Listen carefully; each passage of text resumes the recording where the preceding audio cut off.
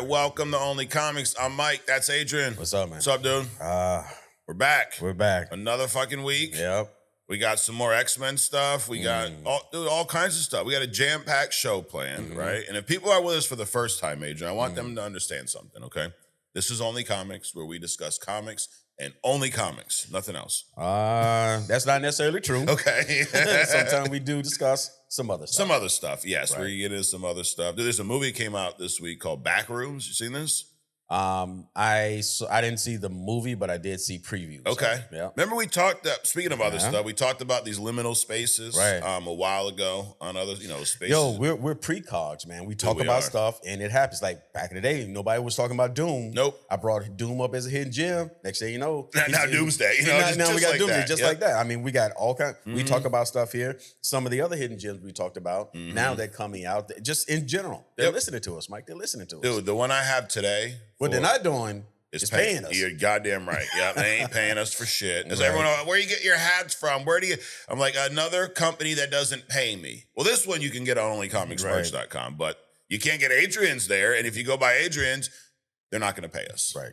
But hey, go on Amazon. I don't know. Sure. But X-Men, we talk about the X-Men all the time. Yeah. Last week, we had on our Who the Fuck Is segment, Beast. And holy shit. Yeah. Beast is fucked up. He's a fucked up fella, right? Yes, he is. But the one I have planned for today is actually going to be someone that was featured in the latest X-Men 97 Season 2 trailer. Okay. A big baddie, Adrian. All right. And I'll just tell you right now, it's Apocalypse. Okay. That is our character for the day. Now, the hidden gem will remain a secret, so you have to stay tuned. Sure. Yeah, Adrian point. don't give it up that easy, It is the whole point, right? Right. But we're talking about these X-Men characters. So I'm hoping that Marvel does the same thing. But they listen to us. They take our advice.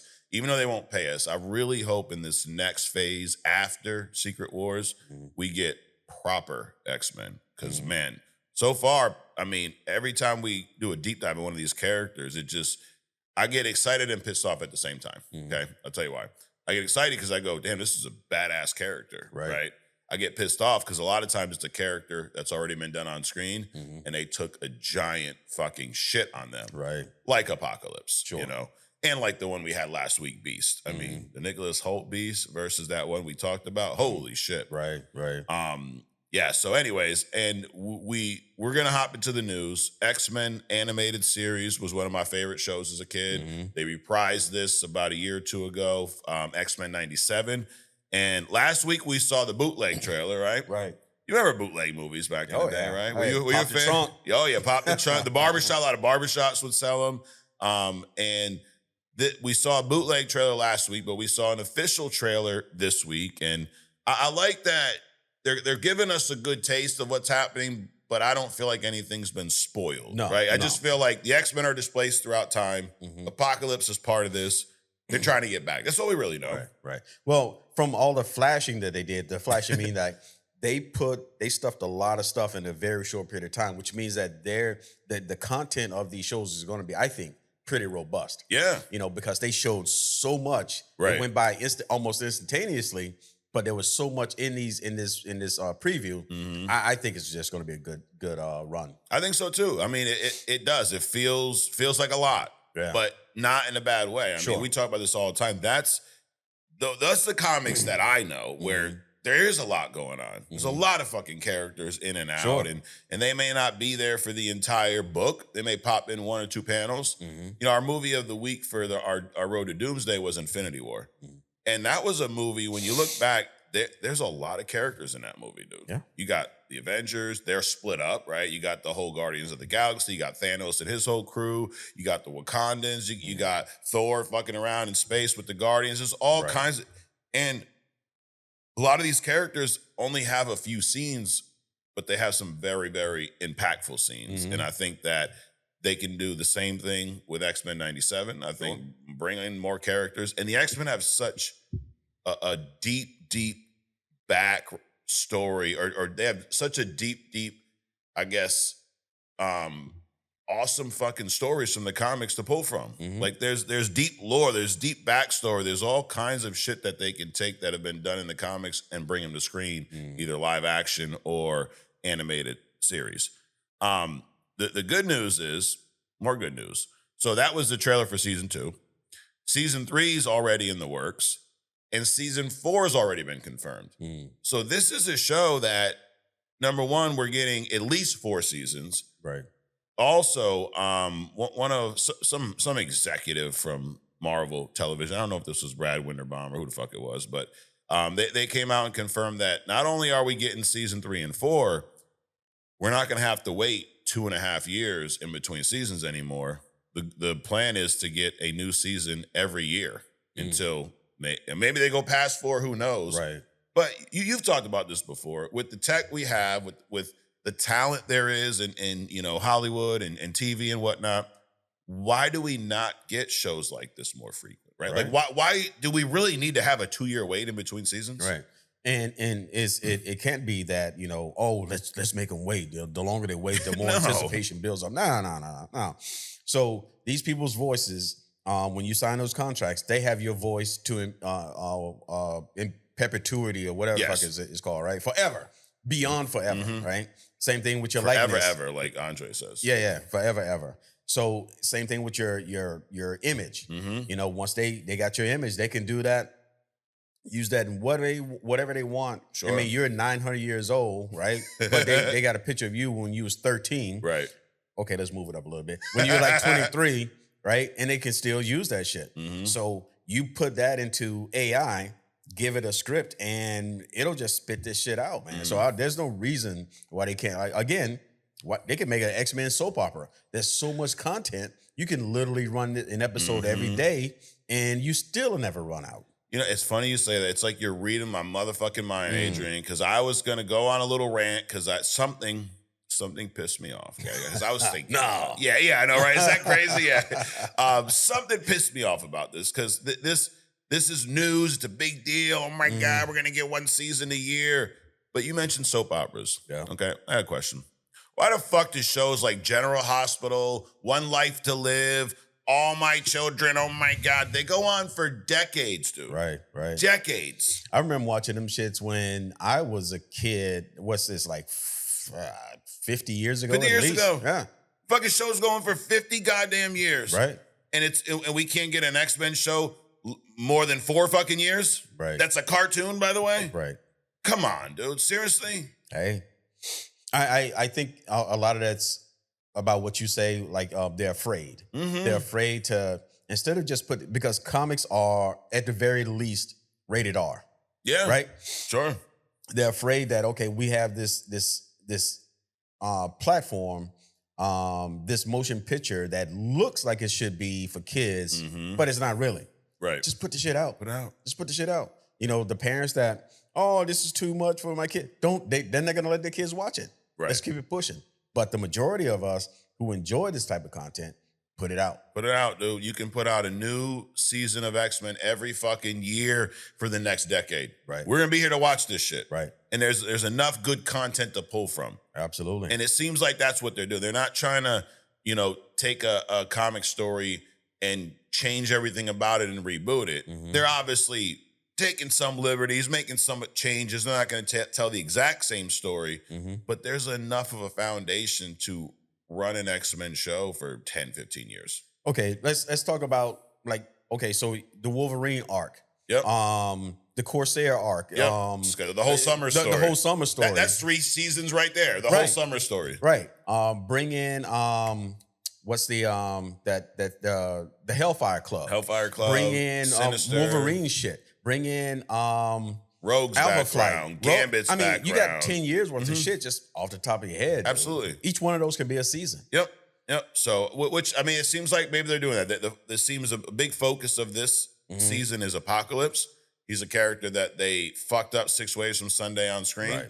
And they have done a great job of portraying Apocalypse in animated series for years. So I'm glad to see that continue. And when we talk about him later today, you'll realize you did a hidden gem on Sinister not too long ago. Right. And we were like, holy shit, this guy dude, he makes Sinister look like a fucking saint, dude. Right. It's crazy. So we'll get into that in a little bit.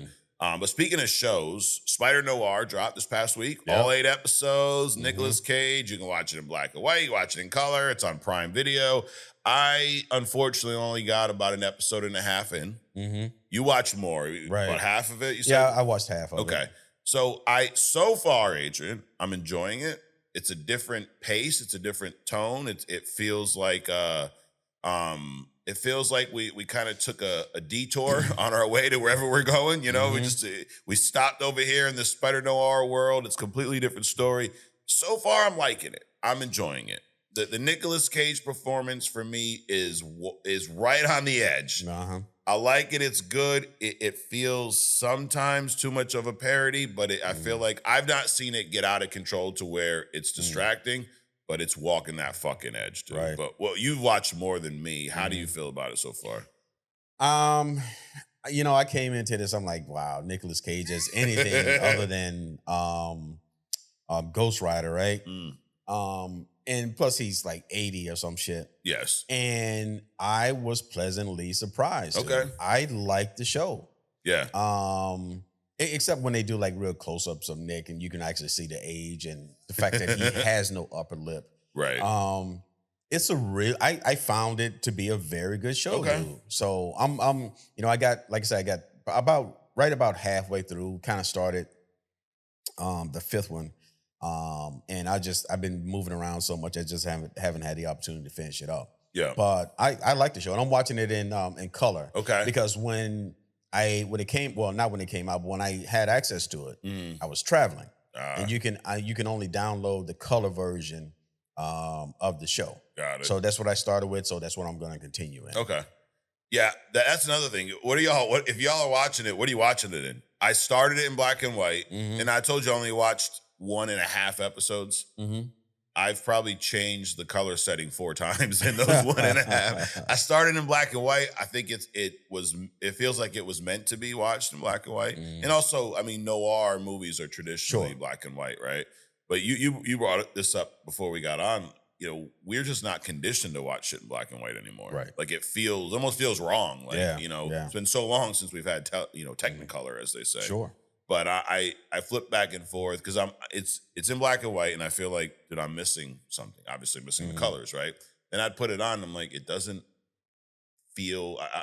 There's a scene I go, this probably would look better in black and white. So then I fucking change it back, and it does. And so I don't know. Maybe that's why it's taking me so long to get through it. But there's also just a lot of content, you know. Yeah. I mean, speaking of X-Men '97. The last part of that trailer said that it's debuting July 1st. Right around, dude, it's June already. Right. Ain't that some shit? Yeah, dude. Hey, that's why I always say as soon as, the new year folds over, I'm like, it's Christmas next week. It feels like it, dude. I mean, this shit just moves. Yeah. And with every week or two, something that you actually want to watch. I mean, it's been a while since we've had a year where, like, there's fucking 3 different things right now that I wouldn't mind seeing. I'm going to go watch Backrooms later. There's that new movie Obsession. You see this horror movie? This shit looks crazy. I want to go check that out. The Mandalorian movie came out. I really don't care to see that, but if nothing else was out, I probably would have checked it out. Right. I got the Spider Noir shit. I got damn X-Men '97 dropping in a few weeks. Supergirl. I mean, there's so much shit on the horizon, you know? Speaking of, we're going to kind of rapid fire a few Marvel rumors here. So, we got Doomsday coming up later this year. We got Spider-Man Brand New Day coming up in a few weeks. And one of the characters that you and I talk about all the time is one that they killed off and haven't reprised yet. They haven't brought back. Your boy. T'Challa. Black Panther, T'Challa.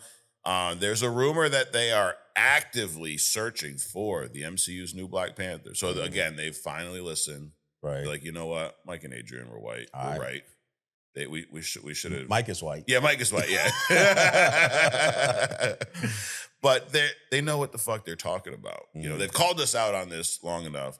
So supposedly they're searching, actively searching. Some of the names that were thrown out there was, John David Washington. You know this fella? No. He's Denzel Washington's son. He is in the Nolan movie Tenet. He's in a few others. Good actor. I mean, could he play T'Challa? I don't know. I can't. I don't see why not. What's his name? John David Washington. And then you got Damson Idris. I think he could definitely pull it off. He was just in the F1 movie.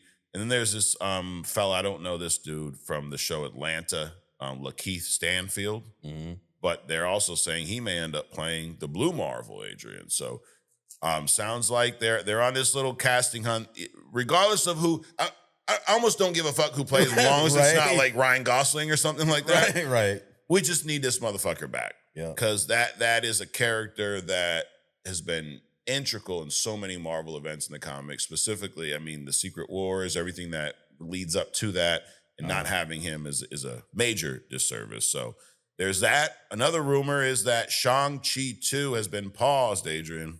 Paused, huh? Yep, it's been paused. We hear that a lot. Yeah. Pause. This has been paused. It's been paused. Yeah, it's not canceled, but it's like you put it on the back burner, right? But supposedly the character Shang-Chi may show up in Wonder Man season 2. So we're not gonna, they're not canceling him, Adrian. They just put a pause. They tabled that discussion, as they say. There's some talk about Elektra showing up in Daredevil Born Again. We don't know if it's going to be season 3 or season 4, but she is a character that, as much as I enjoyed that show, I do feel like she's been missed in Daredevil. Sure. She's integral to Matt's story, and not having her, I think, is a huge disservice. Found a picture? Yeah, but the first thing I see is Ryan Gosling would be the new Black Panther and shit. It's like, come on, dog. They casted him, dude. They casted him. So speaking of Supergirl, speaking of stuff that's coming up really soon, it's June, Adrian. Right. June 24th, they're gonna have some fan screenings of Supergirl. Now, did you get invited? Did we get invited? You didn't Come see on, anything man. yet? No. Okay, no, nothing never, yet. No. Man, well, it's still 20-something days away. Maybe Sure. maybe it's coming in this week. So Yeah. we won't be there for this fan screening, apparently. But they have confirmed the final runtime of this movie. And the runtime for this movie is 1 hour and 48 minutes. That seems kind of short to me for I almost like in this state of mind where if I'm gonna go see a comic movie, it should probably be 2 hours. Right. I don't need it to be 8 hours long like the Snyder Cut. Right. No movie. I don't care what topic, what genre. I don't care who's in the fucking movie, Adrian.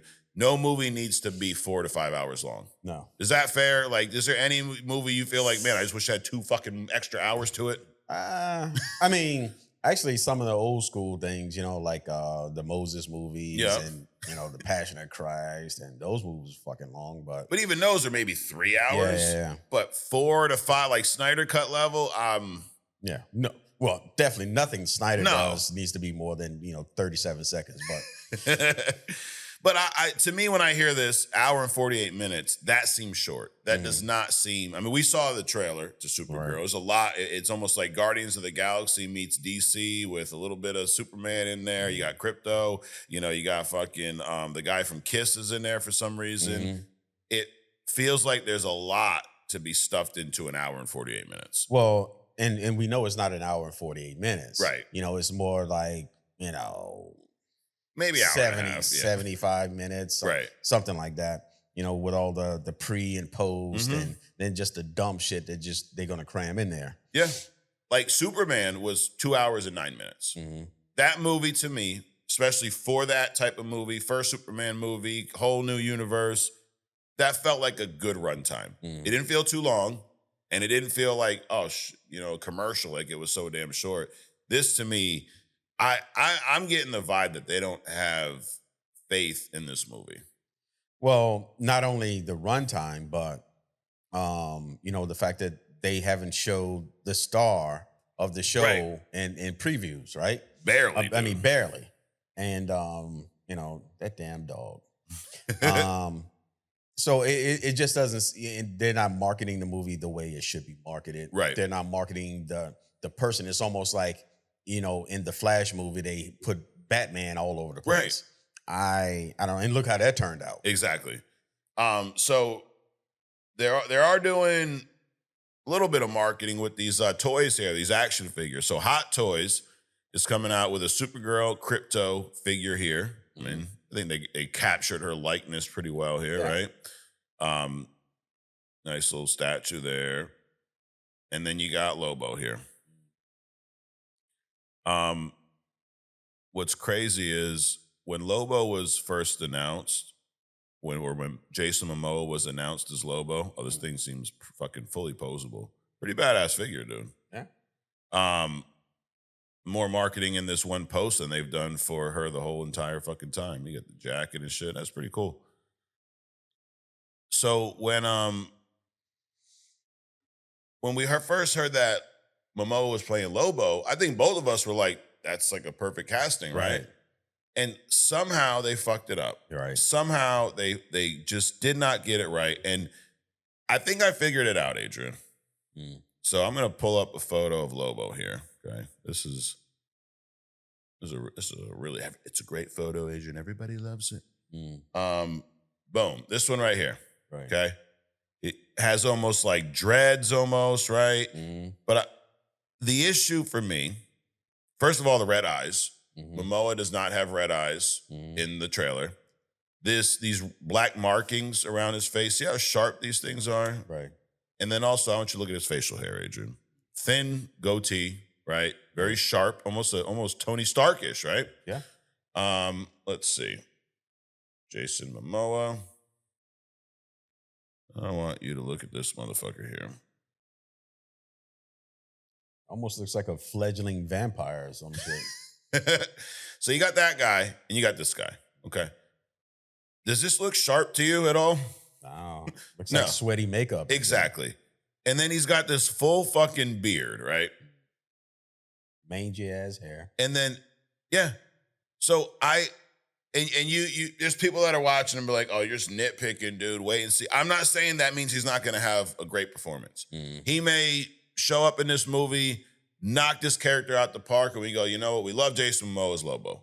But I know as of right now, there are some visual issues with this.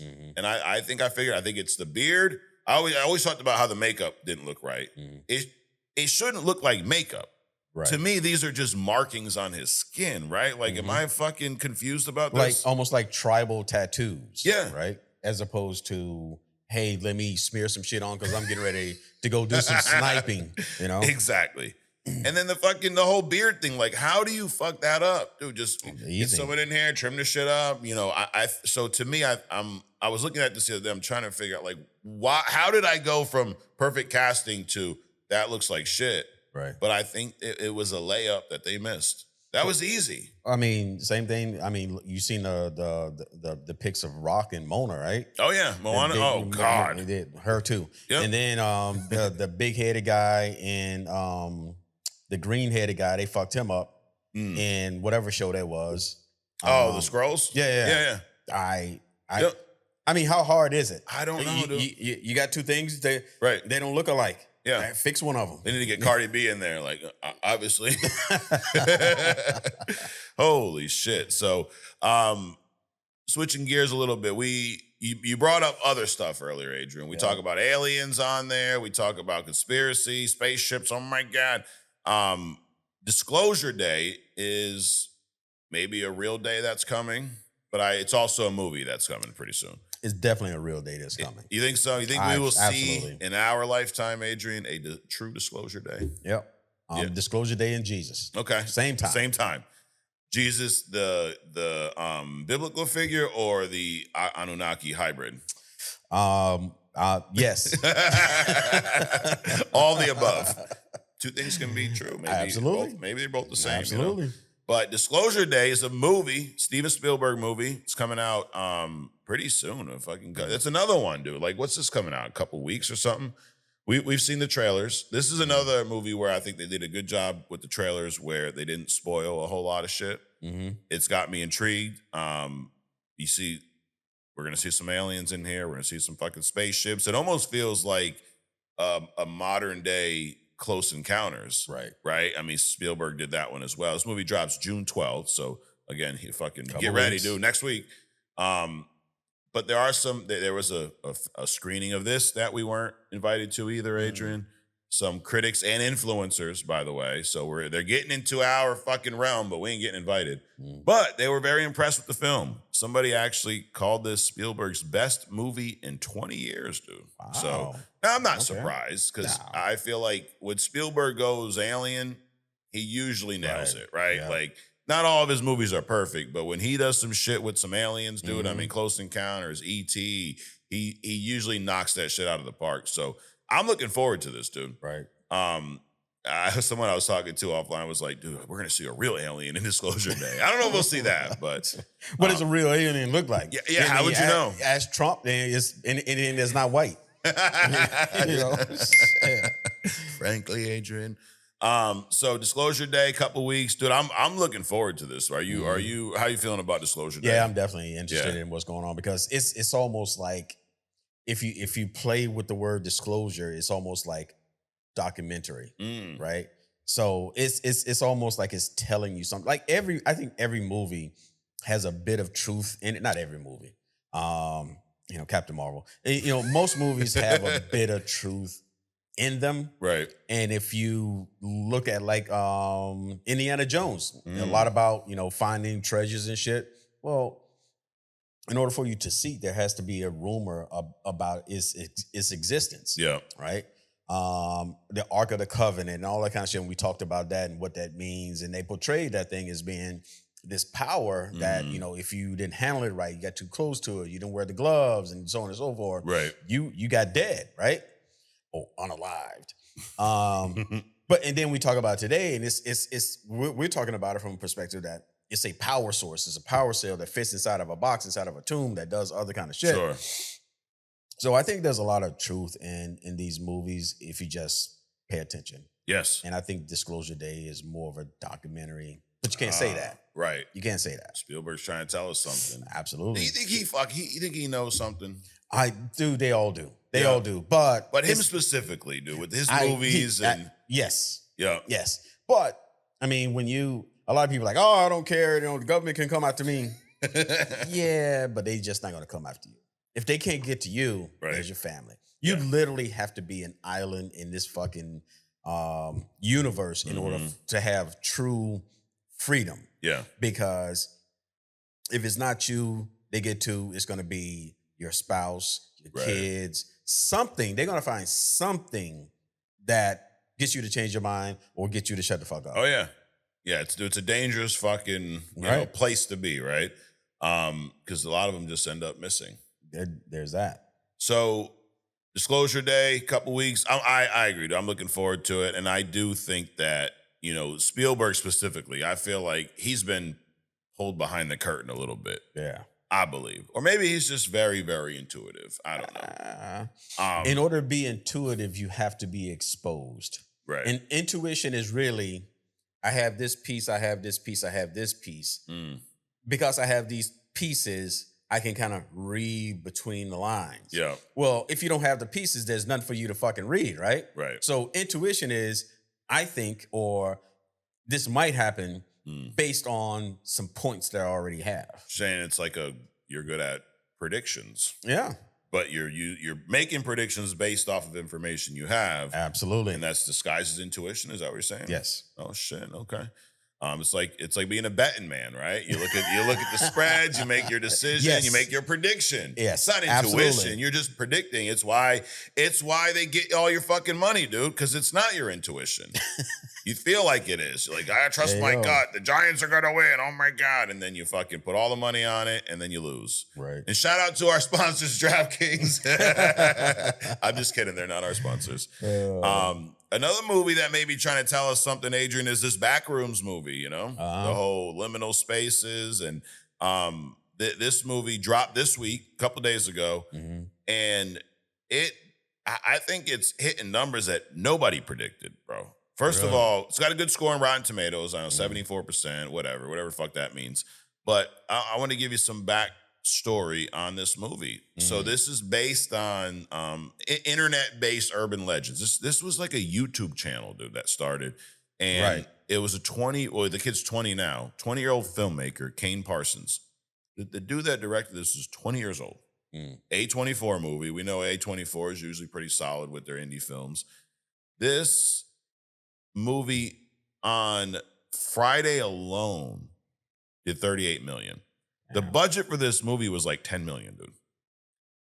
It's the third biggest horror movie opening of all time, behind movies like It, Five Nights at Freddy's, okay? It's the second highest debut of the year.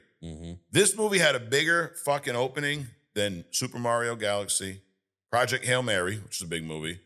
The fucking Mandalorian Grogu last week didn't have an opening this big. The only movie that had a bigger opening this year was the Michael Jackson biopic, Michael. Damn. Ain't that some shit?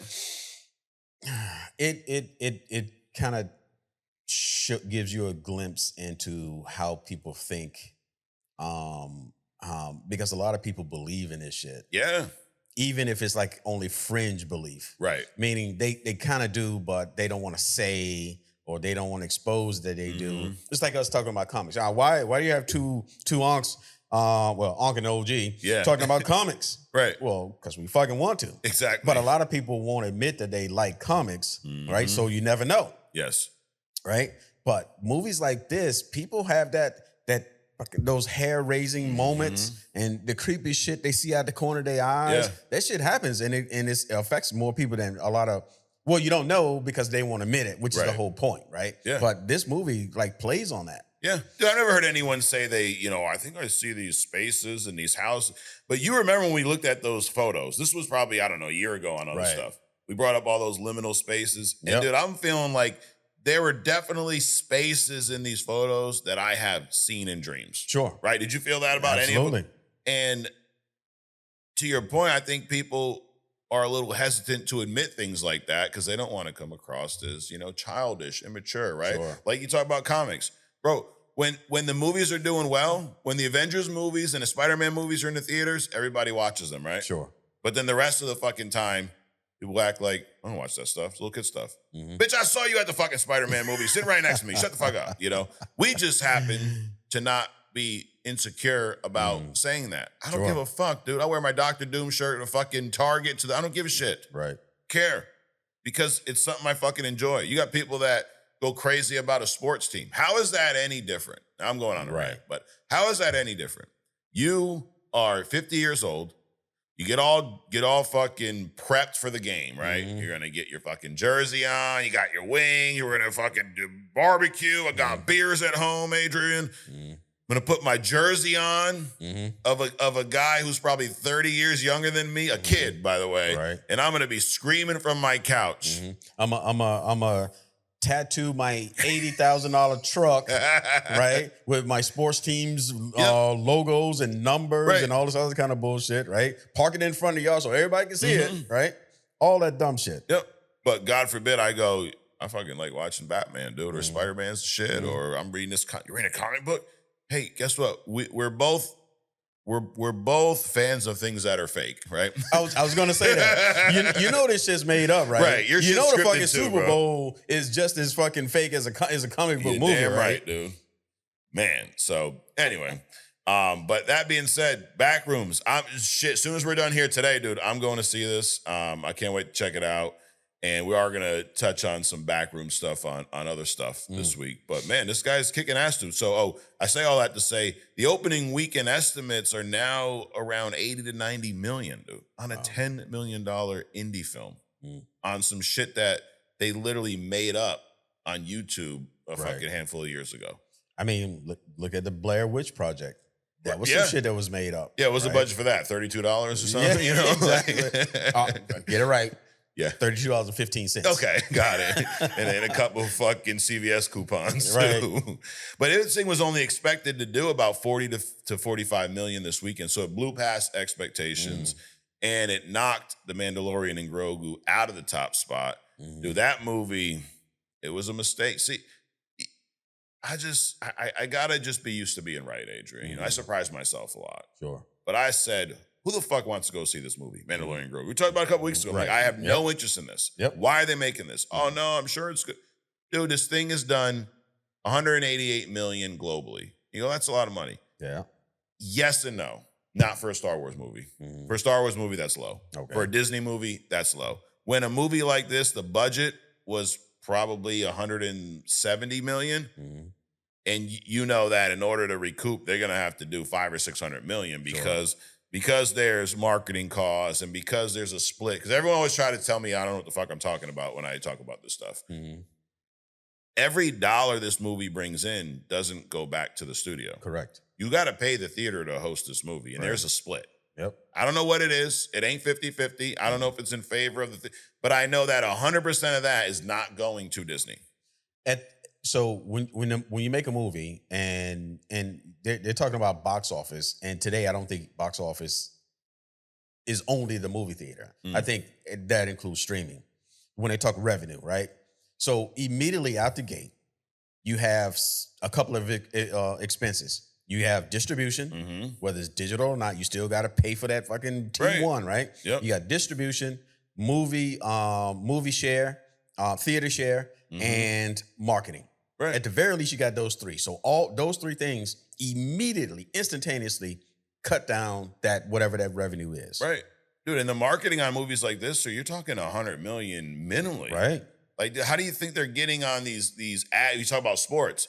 You want your movie, your trailer to be played during some of these NBA games and all. Dude, that's a fucking pretty penny right there. Right. They got a big audience. Yep. That ain't gonna, the $32 budget ain't gonna fucking cut it here. So there's a lot to recoup. So I think all said and done, this movie's gonna be a flop, dude. Yeah. And what's crazy is Backrooms. Imagine that. Backrooms does more than Star Wars, The Mandalorian, and Grogu. Wow. What the fuck does that tell you? Yo, I heard, speaking of, it's not probably going to be a low budget, but remember The Passion of Christ, right? Yep. Mel Gibson came, because nobody wanted to touch it. Right. He came out, he put up his own money. This thing made billions, right?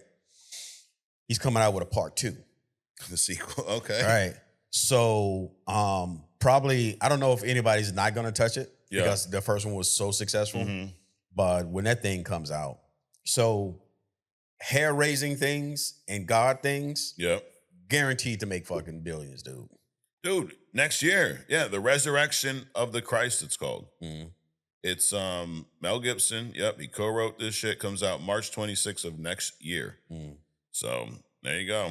Well, we'll see what happens. But yeah, I mean, shit, at that time, The Passion of the Christ was like the most biggest box office for a rated R movie for a very long time. Oh yeah. Until like Deadpool and these other movies came out. So, you know, people are gonna fucking run out to go see this, dude. Right. You know, it's I just checked the theater times because you remind me that Backrooms was even out. Yeah, dude. Fucking the day is full. It is up until like 8 o'clock tonight. Yep. I might still try to sneak in. Check Mystic because I found some at Mystic. I ain't going to Mystic. Yeah, I just decided I fucking tough it up, you know. But exactly. I'll go. Hey, what's one more night of not sleeping? Right. There you go. Yeah. After a week of it, so I'll just go later to my normal theater. There you go. Fuck Mystic. I mean, shit, you got enough time. You could take a fucking nap in between, dude. There you go. And I usually do. There you go. Yeah. I got to interrupt my. You know, they should be happy. I'm interrupting my fucking sleep time. Right. To go see your movie, to support your movies. Absolutely. Shit. But dude, I mean that is impressive. That also goes to show you that you don't always have to just take a proven property and do a sequel and another sequel. Right. Like this is some shit some creative kids made on YouTube a few years ago, and now it's gonna be one of the biggest movies of the year, which is crazy and awesome. Did you bring it up that somebody else brought it up to me that I think the rights for the antagonist has been snapped up to make a really? TV or movie or something like that. No shit. You know, the antagonist, the black comic book. You talked about probably a month ago. Yeah. So something's gonna happen. I'm thinking probably within a couple of years. That's awesome. See, we need more of that shit. Like, dude, I'm all about keep pumping X-Men, Marvel, all that stuff's great. Sure. But we need more of that. We need more Backrooms, more antagonists, more new shit. Like, let's trust the indie creators. Let's trust the underground. Absolutely. Everything doesn't need to be, you know, the big blue D, bro. You know, shit. And while we're at it, trust these younger actors too. Yeah. Get these fucking crypt keepers out the way, dude. Absolutely. So we're gonna get the news out of the way, Adrian, get into some real fun. So we're gonna wrap this up with a little thumbs up, thumbs down. We didn't have much Doomsday stuff to talk about this week, so we news is a little brief, which is fine. But we got some deep dives to get into, so let's get this out of the way, Adrian. So, are you ready? Let's do it. All right. Number 1, X-Men 97 Season 2 debuts July 1st. We saw the new trailer, and they also came out and said that we're not going to have to wait long for Season 3 or 4. They're going to be dropping a season a year, Adrian. Nice. I give that a thumbs up. Can there be a thumbs down X-Men 97 event? I don't think so. I don't think so. No, I'll give you that buzzer just for saying that, Adrian. No, there can't be. So Marvel news. Marvel Studios allegedly is actively searching for a new Black Panther, Adrian. I give that a thumbs up. Thumbs up. Shang-Chi has been paused, but supposedly Simu Liu will reprise his role of Shang-Chi in Wonder Man Season 2. I give that a thumbs up. Thumbs up. Thumbs up because, I don't like that Shang-Chi 2 was paused because I think that was a great movie. But Wonder Man was a lot of fun. Right. And having Shang-Chi show up there, I think is a good idea. I think that's also a good way to keep him alive until. Absolutely. Supergirl, Adrian, they had some fan screenings recently. The first fan screenings of Supergirl will take place June 24th. We didn't get invited, but they have confirmed the final runtime, and they say it's about an hour and 48 minutes long. I give that a thumbs down. Yeah, I don't think that's enough time. Yeah. Disclosure Day. I don't think it's going to be a good movie anyway, so it doesn't. Yeah, you're really not. matter. See, I'm positive about it. I think it's going to be fun. Something that I think is going to be, or a movie that I think is going to be a great movie. Spielberg Disclosure Day. Yes. June 12th, this thing's coming out. They had a screening here that we weren't invited to as well, but some critics are calling it Spielberg's best movie in 20 years, dude. I'm giving that Glaze a thumbs up. Glaze it. Definitely. And Backrooms, dude, an old internet-based urban legend turned into a movie is dominating the box office. This A24 independent movie, Kane Parsons, 20-year-old filmmaker. This thing is kicking ass. They're thinking it's going to finish the weekend at 80 to 90 million. I give this a thumbs up, dude. Thumbs up. An indie horror flick. Right. Great for the underdog, man. Absolutely. The $10 million budget. Awesome. And I'm by the time you're watching this, I've already seen it. So it's like going back to the future. We should have more of that. Like one of the best movies I've seen is this guy talking about how he's lived like for thousands of years, right? And they shot it like in a cabin on the side of an Arizona road. Yeah. Inside like one room, and the whole change of scenery was that they walked outside to say goodbye.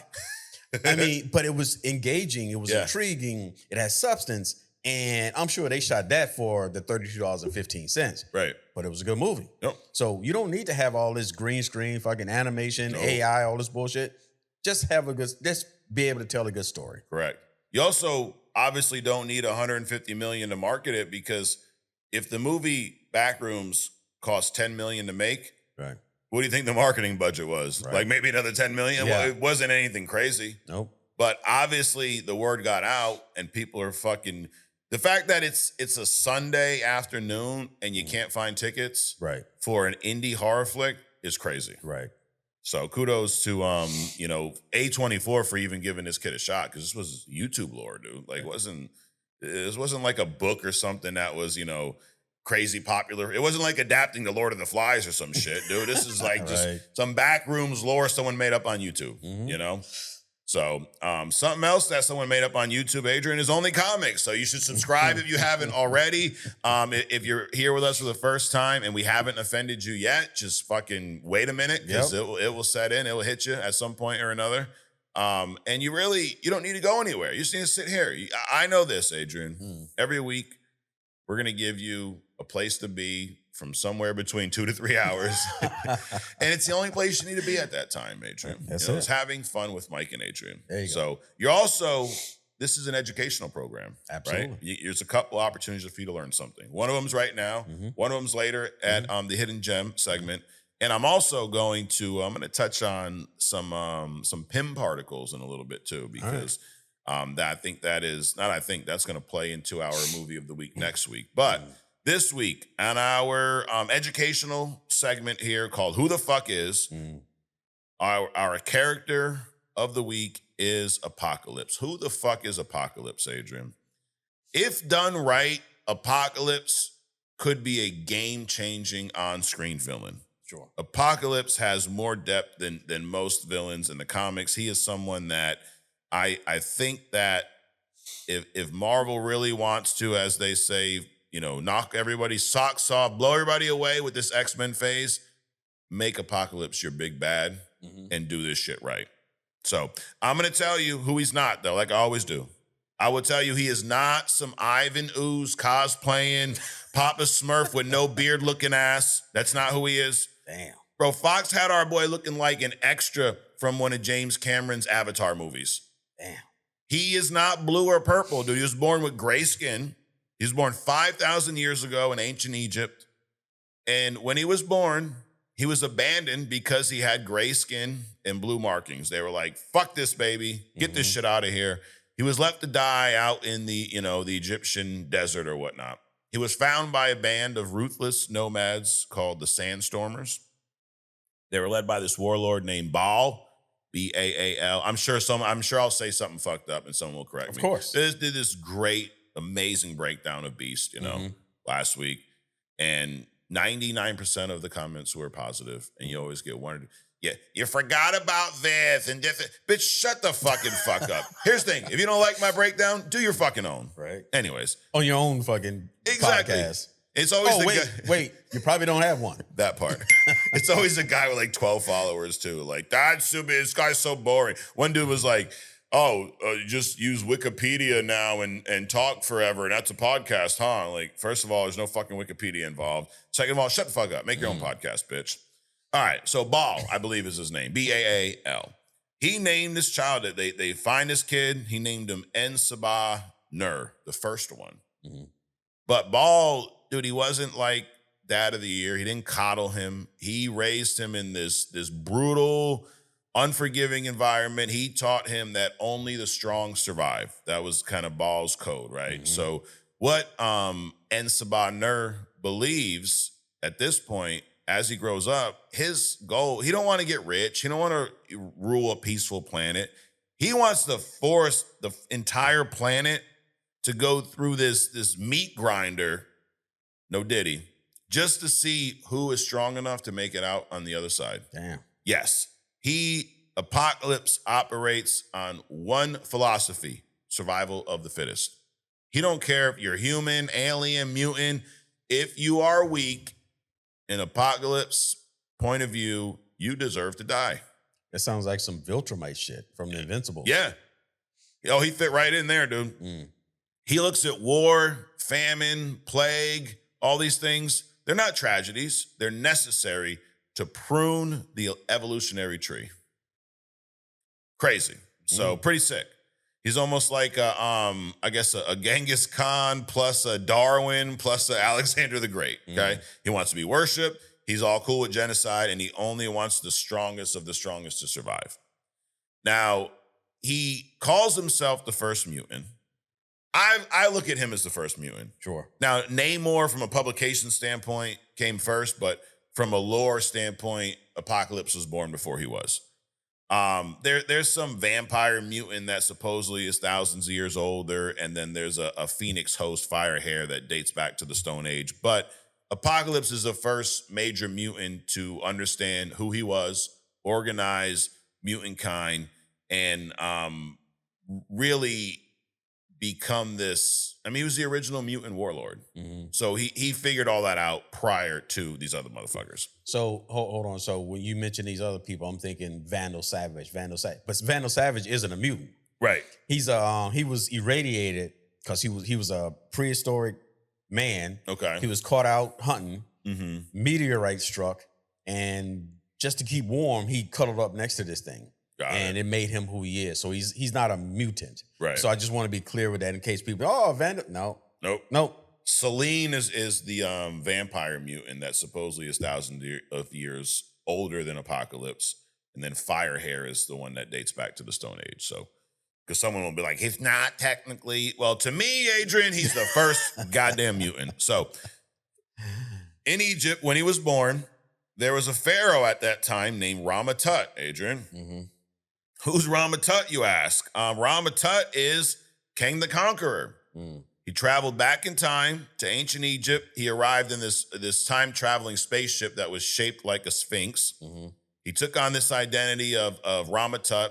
He's a pharaoh, and he conquered the region. Now, this ain't a Kang deep dive, but if you don't know much about Kang, Kang is from way in the future, and he likes to take the tech from the future and go all the way back in time and rule, right? Because we talked about this here, but you go back to the 5th century with an AK-47, you can rule the world. Boost to gold. Yeah. So Kang, that's him. He's Ramatut. He conquered this region because he knew that the most powerful mutant in history was about to be born.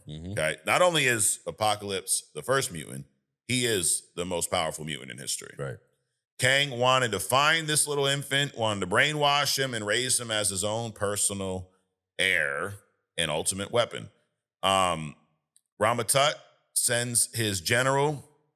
No, here we go with the fucking words, Adrian. Ozymandias. Close enough. Yes. He sends him to wipe out the Sandstormers, the nomadic tribe that adopted, this little gray-skinned baby.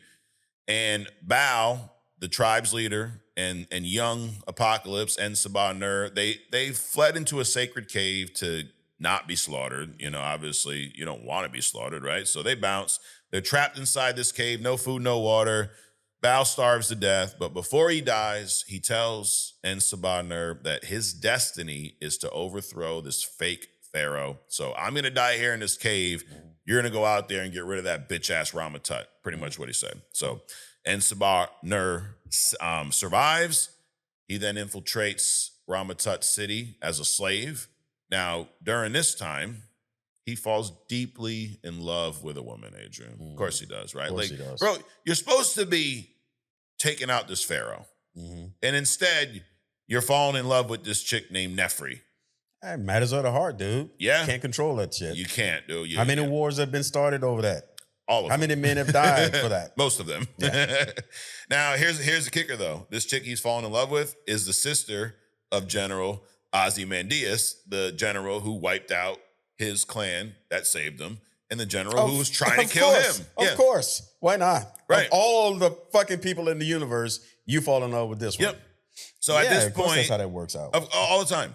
Now, at this point, he's been hiding his face under these cowls and rags, like hoods and shit. And then one day, he finally reveals his true self to Nefri. And she's like, "You's a ugly motherfucker. Fuck you. I wouldn't touch you with your own dick. Nope. Wow. Rejection, dude. Treated him like a monster. What are you, gray ass face looking motherfucker? Who do you think I'm gonna date you? Nope. You know what happened at that exact moment though? That heartbreak, Adrian, it got him. That and combined with the physical abuse that he suffered when Ramatut's guards ambushed him. Because, she's causing a scene. You ugly ass mother, get away from me. Oh, my God, It's a monster. So then Ramatut's guards scoop him up. They're beating the shit out of him. All that combined, his mutant X gene hyper-evolved in seconds, dude, to protect him. Because we talk a lot about mutants, and a lot of times they discover their power during a traumatic event, right? It's a body almost, it's a defense mechanism, right? Kick these. So that's what happened here. He's going through this trauma. X gene hyper evolves in seconds. His body massively expands in size. His strength multiplies. He single-handedly shattered the guards and forced Ramatut back into the time stream. So it went from bad to worse real quick. And at that moment, Sabah-Nur realized that love is a weakness. And just like his, adopted dad always taught him, only the strong survive. So it's because of his woman's rejection that he wants to put the entire planet through a meat grinder. It's a big part of it. I think it's the way he was raised, number one. Sure. Yes, the rejection. So that's the only part, because the way he was raised wasn't an issue until he got his heart broken. Right. So. Oh, yeah. So though I think it's three things. It's the way he was raised, it was the heartbreak, and then it was Ramatut's guards beating his motherfucking ass. Sure. So all those things, one time, it was too much, dude. One bad day, right? Which they talk about in the comics all the time. Yeah. One bad day, you're going to turn a guy who could have been a hero. I mean, imagine if we talk about like Spider-Man, what if he was evil? Imagine if Apocalypse was on the good side. Right. Dude, who would stop him? Yeah. Nobody. So he's not. He went big baddie, Adrian. Now, there's two phases here of Apocalypse. There's the pre-technological upgrades, pre-suit Apocalypse. And then there's the post-suit. So we're going to talk about his actual mutant powers. It's described as Apocalypse's mutant powers are described as absolute biokinesis, total molecular control over his own physical structure. What does that mean? He's basically a shapeshifter on steroids, okay? We talked about Mystique a few weeks ago. Unlike Mystique, who just changed her cosmetic appearance, Apocalypse changes his biological function and mass. So he can stretch his limbs across long distances. He can flatten his body. He can compress his molecules to fit through small spaces, a lot like Reed Richards. But he has complete control over every cell in his body. His class of strength is in the class 100, so well over 100 tons. But here's the thing. He can manipulate his mass. So his strength is tied to his biokinesis. He can pull extra-dimensional mass into his body. And when he does that, he gets bigger and stronger. So if he needs to lift the fucking pyramid stone, you know, these 80, dude, he can just expand his muscles, get bigger, and just pick that motherfucker up. Sure. Like that. And he also has a pretty strong healing factor. And this is, again, before the suit. He could survive mortal wounds. He can regenerate severed limbs just by consciously rebuilding these molecules. He can walk through diseases completely unaffected. Now, his mutant body was immortal until he put the suit on. So we'll talk about the suit in a little bit. But he was immortal, dude. Now, he wipes out these guards, gets rid of Ramatut, sends his bitch ass back to where he came from, and then he takes over the throne of Egypt. But this dude he was disgusted by the complacency of everyone around him. He didn't want to be Pharaoh. He was not down with these bitch-ass motherfuckers doing nothing and just worshiping all day. He's like, y'all suck. I don't want to be the Pharaoh anymore. And he took on the name Apocalypse, and then he began wandering the earth for centuries, dude. He traveled through India, Persia, Greece, Rome. Now, you know what he did in all these cities? He didn't build them up to rule them. He fucking destroyed them. He would orchestrate these conflicts. He was basically a god of war. He would provoke two rival nations into slaughtering each other. He'd just sit back on the mountaintop, dude, and watch this. And he would watch and see which side was better, which side would survive. Survival of the fittest. Let's get these two nations stirred up. They're going to kill each other. And whoever wins deserves to live on. This is how sick and fucking twisted he was. He's riding horseback across continents during these times. He had a cult-like following. He was worshipped. He was looked at as almost like a god of death by ancient civilization. During the 12th century, he wanders all the way to Mongolia on horseback, and he's being guided by these telepathic echoes, okay? He ventures into this massive cave and discovers a crashed spaceship the size of a city. You know who this belonged to? The good old Celestials. The ancient beings, these multi-dimensional space gods, they created the original mutant X gene when Apocalypse when he entered this ship, it wasn't just empty, dude. There was some intelligence, some residual intelligence of the Celestials there. They operate on this massive cosmic timeline. So what the Celestials do is they seed planets with life. They leave them for thousands of years, and they return to judge if that planet's species is worth surviving or not. I mean, right up, Apocalypse, fucking match made in heaven here, right? Right. So they looked at Apocalypse and his whole survival of the fittest philosophy, and they're like, dude, you are the perfect employee. You're the perfect hire. You're hired, dude. Right. They made a deal with him. They appointed him the evolutionary caretaker of Earth, and his job was to spend the next few millennia pruning the human and mutant races through war, plague, and ensuring that when the Celestials eventually returned, that genetic crop would be strong. The survivors, his job was to make Earth a place where only the strong survived and prepped them for when the Celestials returned. He did the dirty work, and they gave him the keys to the fucking spaceship. So that's where he got his suit. His suit actually is not really a suit. It ties directly into his body. It has become one with him. It is this celestial armor, but it is physically wired into his brain. So this is part of him. He's now fucking half machine, half, but not really machine, alien tech, right? Sure. That's why he's got the optic blast, these plasma cannons, so he can literally shape-shift his arm into a cannon and blast you with plasma. Partly because of his mutation, and the other piece of that is this celestial tech that he, was gifted. He can project energy that's capable of leveling entire city blocks, vaporizing a sentinel, blowing holes clean through Asgardian metal. He can fire energy from his hands, his chest, his eyes. I mean, dude, he's pretty much unstoppable. Now, the suit doesn't store energy.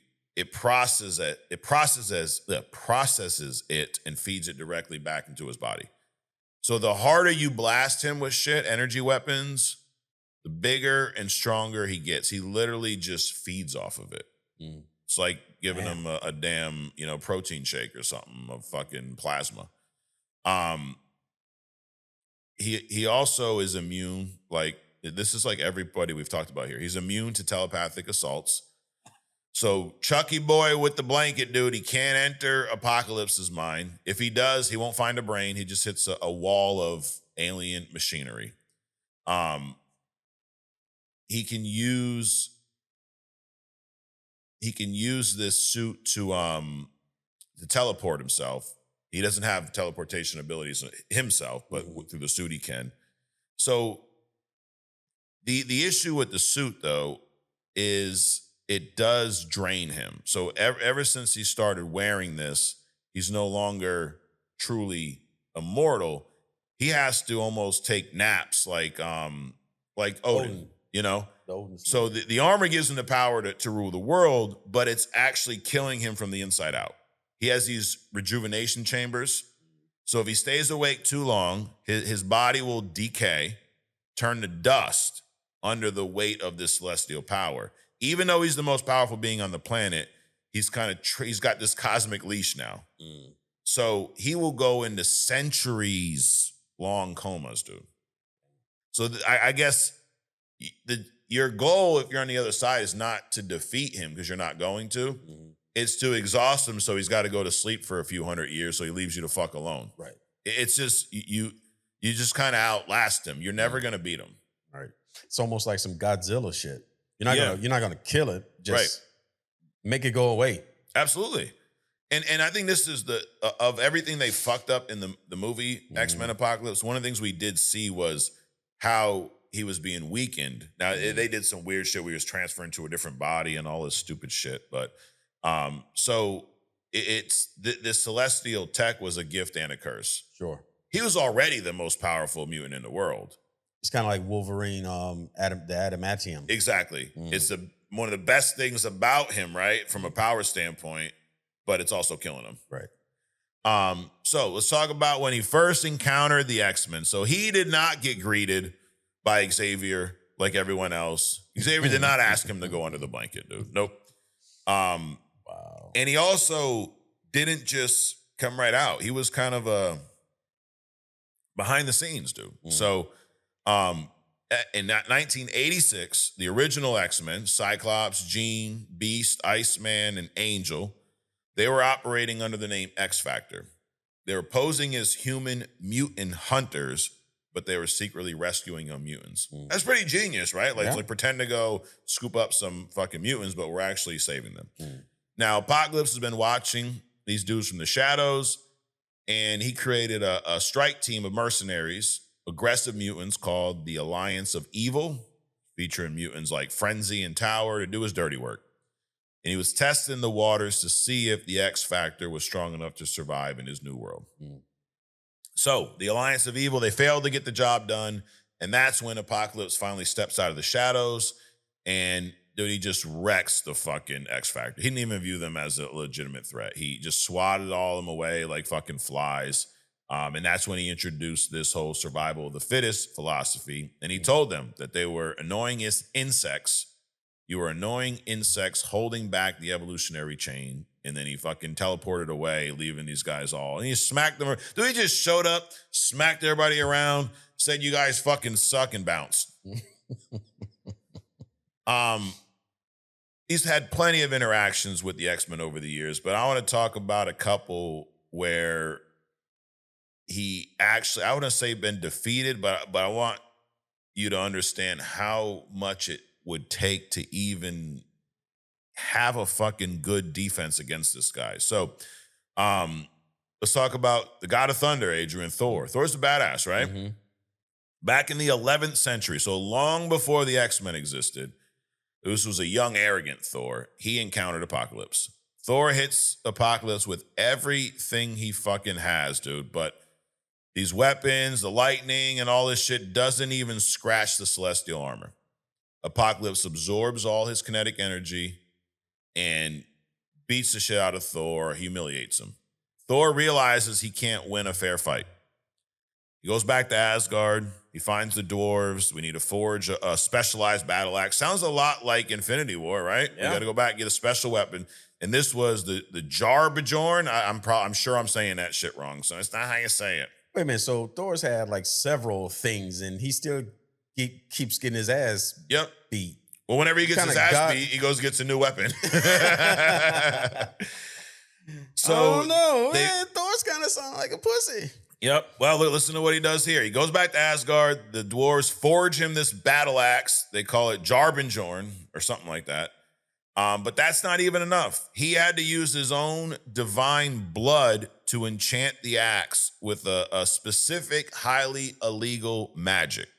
And this magic was designed to pierce the celestial armor. So Thor returns to Earth, completely bypasses Apocalypse's energy absorption defenses. He swings this new battle axe he has with every fucking thing he has. It cleaves straight through his god armor, his special space god metal.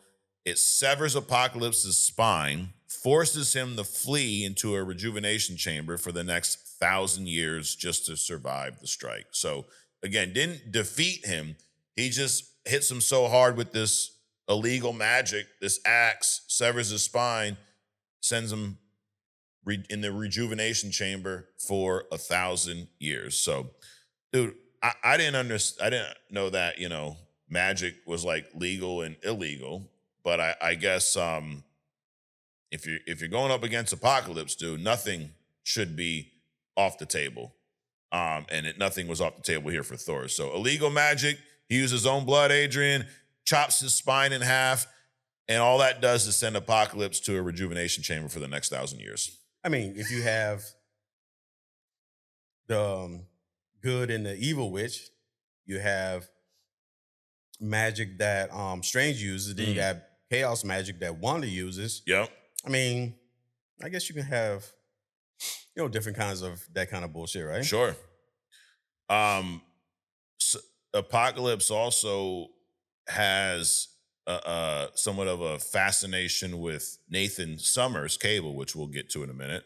But another instance where I don't say he was defeated, but he was kind of he was put away for a little bit. So Apocalypse, he captures 12 specific mutants, the 12, okay? He uses their combined energy to transfer his consciousness into the body of Nate Gray. Nate Gray is an alternate universe, omnipotent version of Cable.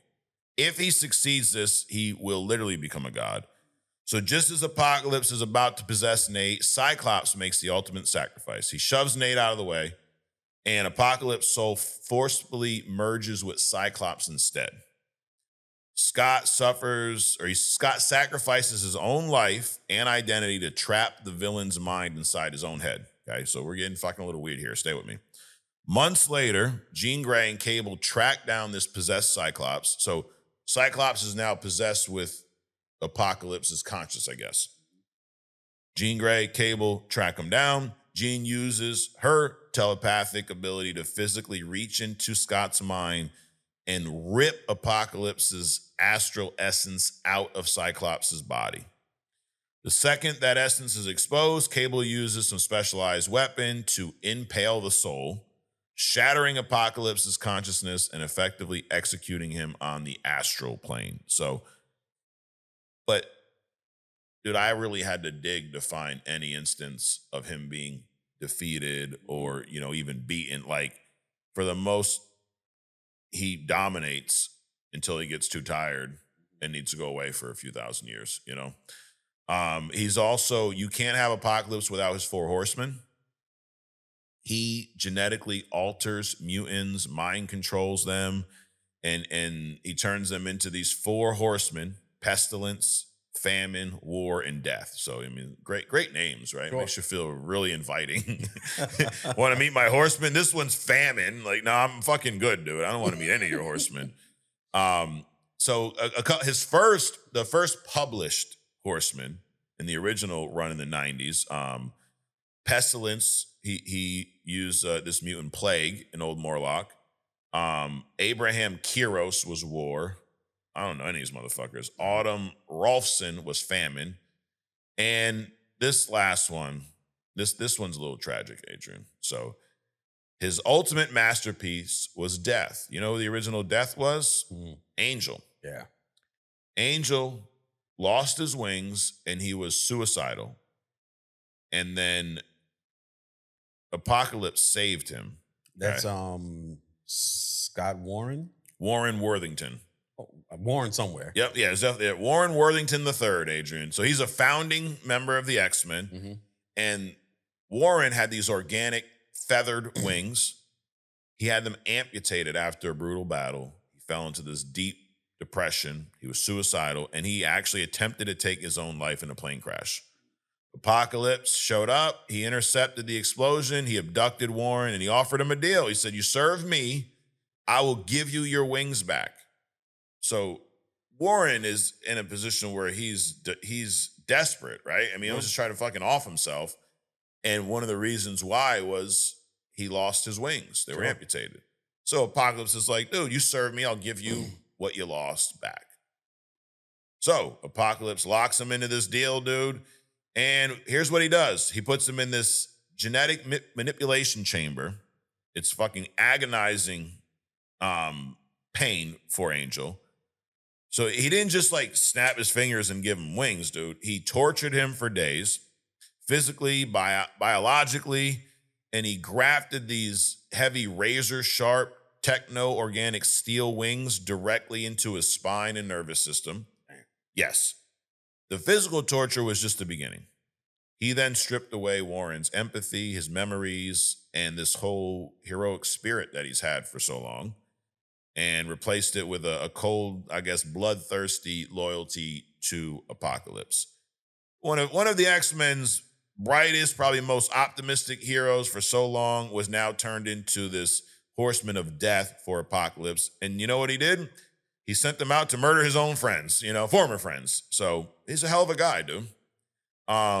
Wait a minute, Apocalypse's or Warren's friends? Warren's friends, the X-Men. Yeah, we're gonna send you out to go fucking kill the X-Men. Why not? It's like Gladiator. The ultimate test was for him to become the Gladiator was that he had to go back. They had to go back and kill all the old teachers. And then if you did that, then you get this ultimate Gladiator power. Yeah. And he was the only one that was willing to do it. Yep. Well, Apocalypse, he would have loved the Gladiator then. Shit, went right up his fucking alley. In the Jonathan Hickman recent run of X-Men, they've added a little more to his lore where the actual original Horsemen from 5,000 years ago were Apocalypse's own biological children. So that's a little Easter egg there for you. They stood with him back in the ancient times and fought off demons to save the Earth. And Apocalypse had to seal his wife and children on a cursed island in a hell dimension for thousands of years. So he literally sacrificed his own family to survive for the survival of the planet. So he's a hell of a guy, dude. He hates Xavier and Magneto. So yes. Now Xavier, we know, wants humans and mutants to live in peace. He wants humans and mutants to share what he has under the blanket. And Apocalypse views. I don't think that's how that story. That's not how it works. Okay. No. But Apocalypse views peace as bullshit. It's stagnant. What if we don't need peace? If there's peace, no one's fighting. Right. Which means no one's evolving. So he's like, Xavier's stupid idea. Now, why does he hate Magneto? So you would think like Apocalypse and Magneto, maybe they team up together, right? I'm thinking it because Magneto just doesn't get it done. Nope. Here's why he hates Magneto. Magneto wants to protect all mutants. He don't give a fuck about humans, but he wants to protect all mutants. And Apocalypse thinks that Magneto's pathetic because he coddles the weak and useless mutants. In Apocalypse's mind, if a mutant has a useless power and he gets killed by a human mob, that mutant deserved to die because he's weak. Damn. So he's not a mutant versus human. He's just a weak versus strong. Get all the weak ones out. And you know, Magneto is the weakest mutant. He don't want that one to go. Right. He'll do whatever it takes to protect all mutants. So that's why he hates both of those motherfuckers. All right. Let's get a little more fucked up here. So Cyclops, Madeline Pryor, we've talked about these two. You know, the clone of Jean Grey. They had a baby, Nathan Summers, who ends up being Cable. Why does he become Cable, though? We saw some of this in X-Men 97. Because the prophecy, you know, the prophecies, it's always the prophecies, Adrian. Sure. They stated that this child was destined to grow up and become the mutant who would finally kill Apocalypse. It's a hell of a destiny, right? It's a hell of a prophecy. Sure. So Apocalypse, you know, figures this out. Instead of assassinating the baby, he's like, you know what? We should make this dude suffer. He abducts the infant and he infects him with this techno-organic virus. We actually saw this in X-Men 97. Yep. We didn't see Apocalypse do it, but we see him, you know, return with this virus. It's an alien disease designed to slowly, agonizingly convert living flesh into a dead machine. It's a great virus. It's a great virus. Frankly, everybody loves the virus, Adrian. Apocalypse used this virus that had no cure in the present day. So when the X-Men rescued the baby, Cyclops had to make an ultimate sacrifice. To save his son, he had to hand his son over to a time-traveling cult. Send this baby 2,000 years into the future just so the child could receive some treatment. So Apocalypse, he didn't just infect the baby, dude. He destroyed Scott Summers' family. Right. I mean, he's got a newborn baby, first child. You're raising it with the clone of your wife, you know, you didn't know it at the time. And they snatch it up, infects it, and now you have to give up the baby. And the Summers family is used to fucking tragedy and death and destruction anyway. Yeah, that's right up his alley. It's one more kid. One more kid. Now let's go back to the 1800s. Nathaniel Essex. He was a brilliant biologist, but he believed that morality was holding back human evolution. Of course he did. And he gets on Apocalypse's radar. Apocalypse approaches Essex and realized that, you know, we're like a kindred spirit here. He then used his celestial technology to permanently mutate Essex. He stripped away the little humanity he had left. He granted him immortality, and he turned him into Mr. Sinister. So he created Sinister. Yeah. By creating Sinister, Apocalypse is indirectly responsible for over a century of horrific deaths, experiments. I mean, you got to put the blame on Apocalypse here, right? Like, yes, Sinister went and did the shit, but he turned him into this person that he knew once he changed this individual, once he evolved him into this fucking Mr. Sinister, he was going to go fuck shit up for a long time. Right. So you gotta blame En Sabah here. This gift he gave him. I mean, you talk about things like the Mutant Massacre, slaughtering the Morlocks. Right. That's all, I guess, due to, you know, Apocalypse's fault.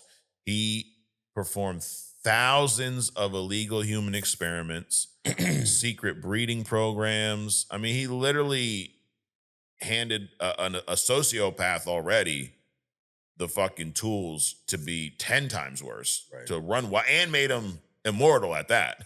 So it's not like, yo, your run's going to end eventually. I'm going to make you immortal and make you one of those sickest fucking people on the face of this earth outside of myself. So, there's an alternate timeline. This is one of the best alternate timeline stories in comics, the Age of the Apocalypse.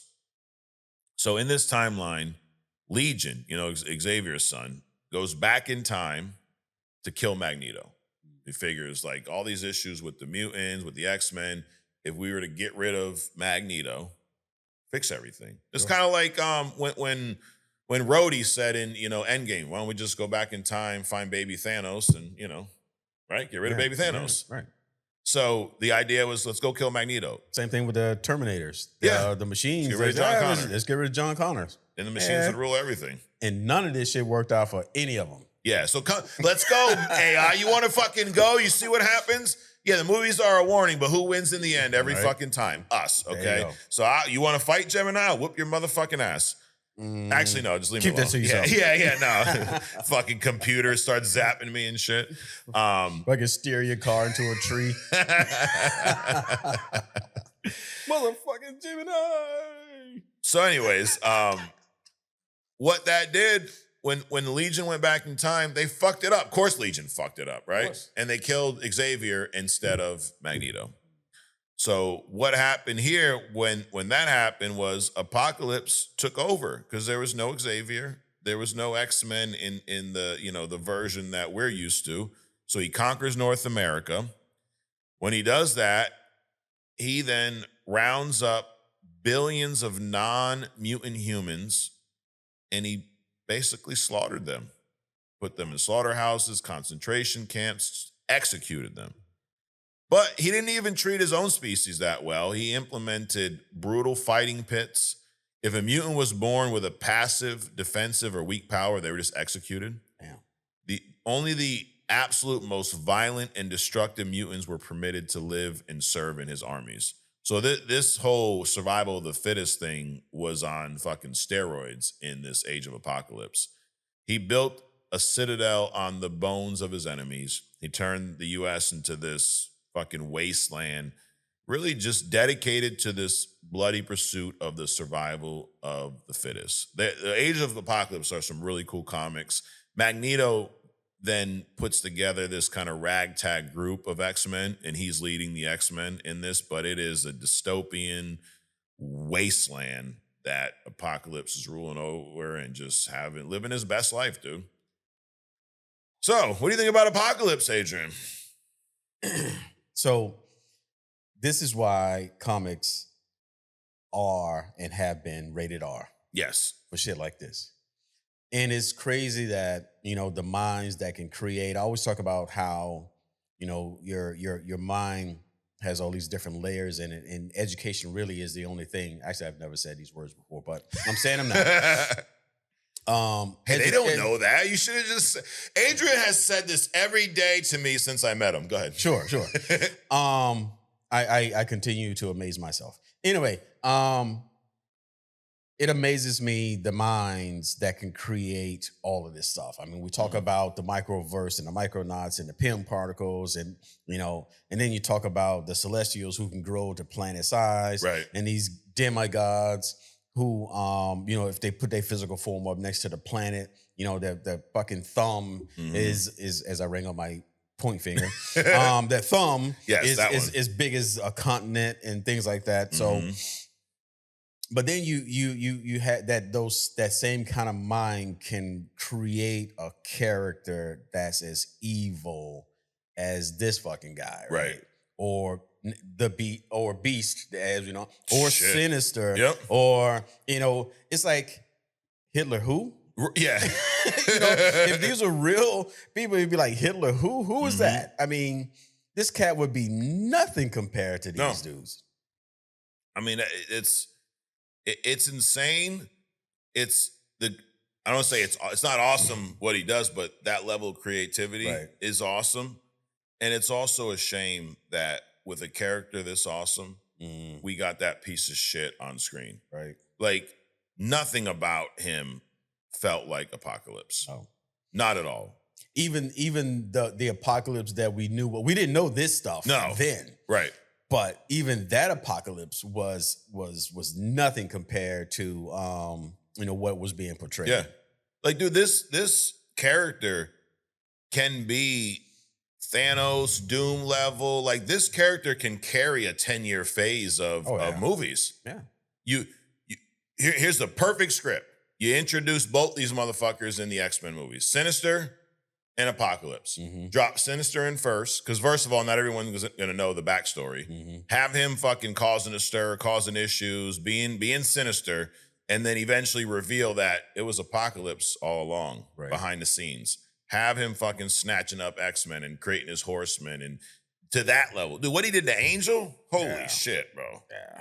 That's crazy. So that was I can picture Galactus just sitting there playing with Reed and shit and smiling. Yeah. This is fucking Apocalypse just manipulating genes and all this other kind of shit. Like just being as perverted as he could be. Right. Like the kid shit. Not that it would have been great, but you could have just offed this kid. Instead, you infect him with this fucking virus and now forces you got two options. Right. Leave your kid in this timeline. He's gonna, in fucking 2 weeks, he'll turn into a computer. Or send him 2,000 years in the future, never see him again, possibly, but maybe he'll have a chance of surviving. Right. Holy shit, dude. Just to fuck with you. See how strong you really are, Scott. Only the strong survive. Right. But that is, everyone, who the fuck is Apocalypse? Again, no, he's not what Oscar Isaac fucking tried to do on screen. And he can't even blame Oscar Isaac. No, it was just the writing. That was an atrocity. True. But it's further proof that Marvel, Fox, they did not get the X-Men right in live action. So far, outside of comics, the only place they got them right was in animation. We've seen some great Apocalypse in the animated series, pre-X-Men 97, and it does look like this next season, he's going to be that big bad. He's going to be that guy in the background. I mean, he's not a guy who's going to show up to every fucking battle. He is an ultimate puppet master, but with his influence, with his power, with his fucked up mentality, he can do a lot by barely being on screen. Absolutely. He's got a large web that he's casted, So that, everyone, is who the fuck Ensabaner, also known as Apocalypse, is. It's funny you mentioned the microverse. Yep. Did you? I was always confused at why it's called the microverse in the comics. Read a comic, but on screen it's called the quantum realm. It's a licensing issue. Sure. There's some other fucking movie studio that has the movie rights to the micro. I forget which one it is. Matter of fact, it was Paramount and the Micronauts franchise. Right. So they own it on screen. So that's why they had to call it the quantum realm. So when I say that to say, if you are only a fan of the movies, when Adrian talks about the microverse, it's the quantum realm on screen. It's the same shit. It's just you get so goddamn small, you go into another dimension pretty much, right? So what I wanted to talk about the Pym Particles a little bit, because we're in this phase of Doomsday right now where we just watched Infinity War, which we're talking about in a few minutes. Next week is Endgame, and this is further pisses me off about Hank Pym, because the Pym Particles and this whole quantum realm and micro whatever the fuck, that was a huge part of Endgame, right? That's how they did their time travel. And Hank Pym is nowhere to fucking be seen. We got goddamn Scott Lang. Right. Like, listen, I love Infinity War, I love Endgame, the whole deal. But again, one more reason. Imagine how awesome it would have been to have Hank Pym in this. Right. But I also don't understand why he was so jealous of everybody else and he thought so little of himself when he single-handedly created one of the. I mean, an actor gets one Oscar, and they big dick, right? Yeah. This dude created something that can not only shrink you into another universe, it can also increase your size in mass as well. So imagine if he ever did release it, which he didn't, right? Just think about transportation. You could put 1 billion tons in a box this big, right? Remember, he shrunk a whole building, right? and put it on a fucking cash rollers and put it in the car. Imagine what you can move with just basic transportation. You don't have to reinvent the transportation. You just shrink the weight and the size. And you can put an entire city on an airplane and move that shit. You never got to check a bag, dude. Right. You pack all your luggage, you shrink it, you put it in your little fucking pocket like a Tic Tac. Exactly. Get back to the hotel, you fucking drop the opposite Pym Particles, and bam, there you go. I love my house. Shrink that bitch, put it in your pocket. Right. Go to Jamaica. Well, not Jamaica. Go to anywhere else. Yes. And just, beach. Boom. Right there. Think about that shit. Yep. But yet he's so fragile that he does all of this shit, abuses his wife, all this other kind of shit. And because he thinks he's less than everybody else around him. That's crazy. It is crazy. Now we're not gonna do a who the fuck is Hank today, but there's some stuff I'm gonna touch on with these Pym Particles, Adrian, that may explain some of that. Okay, so stay tuned to that. By the end of this, you're gonna know why Hank is so fucked up here. Okay, a few of the reasons. Part of it's his upbringing, but let's talk about the Pym Particles. So they are not. Most people think they're a shrinking serum. They just make you smaller. They don't. It's the explanation is probably more confusing than what you think it does, if that makes any sense. The Pym Particles are a bridge to another dimension, okay? So Hank Pym discovered these particles. He actually accidentally figured out how to hack the laws of conservation of mass. What I mean by that, the particles don't make you small. They break the law of physics, okay? They actually transport your mass to another dimension. It doesn't disappear. It's not compressed. The particles are a micro portal. They take your extra mass and weight and they pull it into a subatomic realm known as the cosmos dimension. This is why a shrunken Ant-Man doesn't weigh 200 pounds. They move that mass somewhere else. They work in reverse too. When you want to become Giant Man, he's not just fucking inflating himself like a bounce house, dude. He's pulling in mass from this cosmo dimension right into his structure. It gives him this massive weight and density that he needs to fucking punch out a skyscraper or hit. Remember in Endgame when he fucking punches the Chitauri, the giant fucking these entities that they spent the whole first movie trying to defeat in New York. This giant man just fucking punches him in the side of the head and it's dead because he's pulled in all this extra mass, which makes him stronger, bigger, so on and so it's not shrinking and enlarging. It's literally moving mass from one dimension to the other. A little tricky. Now, how did he discover this? He was experimenting with subatomic physics, and he isolated this rare group of subatomic particles. Now, I'm not no fucking scientist. Subatomic, it's just really tiny shit. Shit that's probably all over us right now, right? We can't see, but it's there. Oh my God. He managed to break them up into two liquid serums, one of them that drastically reduced the size of objects and one that restored them. Now, Hank was mocked by other scientists for these theories. He had these eccentric theories. So he figured, you know what? I'm going to prove these motherfuckers wrong, dude. But then he made a mistake. Instead of testing this serum on like a lab rat or something, he just poured this shit on himself. It's like, I'll show you motherfuckers, watch this. Pours it on himself. He shrinks down to the size of an insect, but he had no way to reach the enlarging serum on his desk, so he fell into an anthill. Then he's then attacked by a bunch of ants. Barely survives, because, I mean, to you and I, ants are nothing, but if you're that fucking tiny, dude, like imagine a giant fucking ant walking around this room right now. I'm getting the fuck out, dude. I'm good. No, ain't no survival of the fittest here. I'm fucking getting in my car and going home. He barely survives. He has this near-death experience, and he used a matchstick as a weapon to escape, okay? So this trauma of almost being eaten alive by ants, it didn't stop him. It actually inspired him. He studied ants.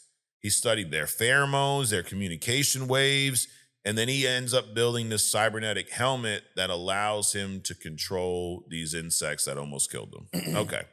So the Pym Particles, we talked about how they work. They move your mass into the cosmos direct dimension, both ways, getting bigger, getting smaller. But why does he punch with the force of a full-grown man when he's a fucking half an inch tall? Because these particles allow the user to mentally control their size, their mass, and their strength independently. So he can shrink his size, but he can choose to retain his normal density and strength in one of these fucking punches. It's like he's like a microscopic fucking bullet. Mm-hmm. So there's a lot more going on than just shrinking and being strong. He's literally controlling that with his mind. He realizes that the particles don't have to be injected or swallowed. They actually can be weaponized. He makes these little throwable discs. We've seen this in the MCU, right? These little fucking things. If he throws a shrinking disc at, let's say, the Hulk's fucking raging, dude. Mm-hmm. Throw the shrinking disc at Hulk, all of a sudden he's a little fucking toddler, you know? Yeah, but he's still punching with the strength of Hulk. Maybe if he knows how to fucking use the strength. Oh, okay. So he can throw it at a fucking pebble and turn it into a boulder and drop the shit on his enemy. So it's not just shrinking and enlarging himself anymore. And as Ant-Man, he carries these microscopic laboratories and weapons and all that. We talked about, shrinking up your luggage. He's got all this shit in his pockets. Mm-hmm. He can shrink an armory down to a size of a grain of rice and just put it in his belt. Sure. It's just about to pop off, take that shit out, drop it. All of a sudden, we got a fucking armory with us. Yeah. So, dude, we've not seen him used to his full potential on screen. Right. He's just a joke. I mean, Paul Rudd's great. I think if it wasn't Paul Rudd, we probably would hate Scott Lang. I think he did a great job of making that character likable. Correct. But he's like a mix of, from a tech standpoint, all the shit Batman carries around in his belt, he's got that and then some. Yeah. And then he's a genius, just like Tony Stark or Reed. He's in that realm somewhere. Mm-hmm. So the fact that all we've seen from him in the MCU is just some angry fucking old man kind of sucks, dude. Right. As a fan of it, because I read a comic, Adrian. So one of the things that's always fascinated me in manufacturing is, we get. Let's take a can of soup, right? It's not that the soup is fantastic or anything. But what's always amazed me is the automation that allows the can of soup to be made. Yeah. Somebody has to think, okay, I want to build this can, but the machine, the assembly line, the step-by-step processing that happens at 100 times speed, right? Well, somebody's got to think of that too. And Hank Pym not only thought of all the shit, like the Pym particles, but he thought about how it can be weaponized. He thought about, whether or not to take out the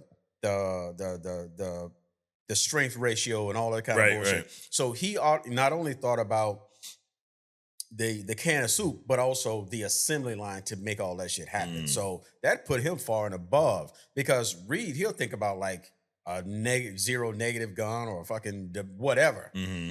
And there's things that, of course, make the thing work. But Pym, he has to create the whole assembly line to make his shit work. Right. That's a whole nother level to me. Yep.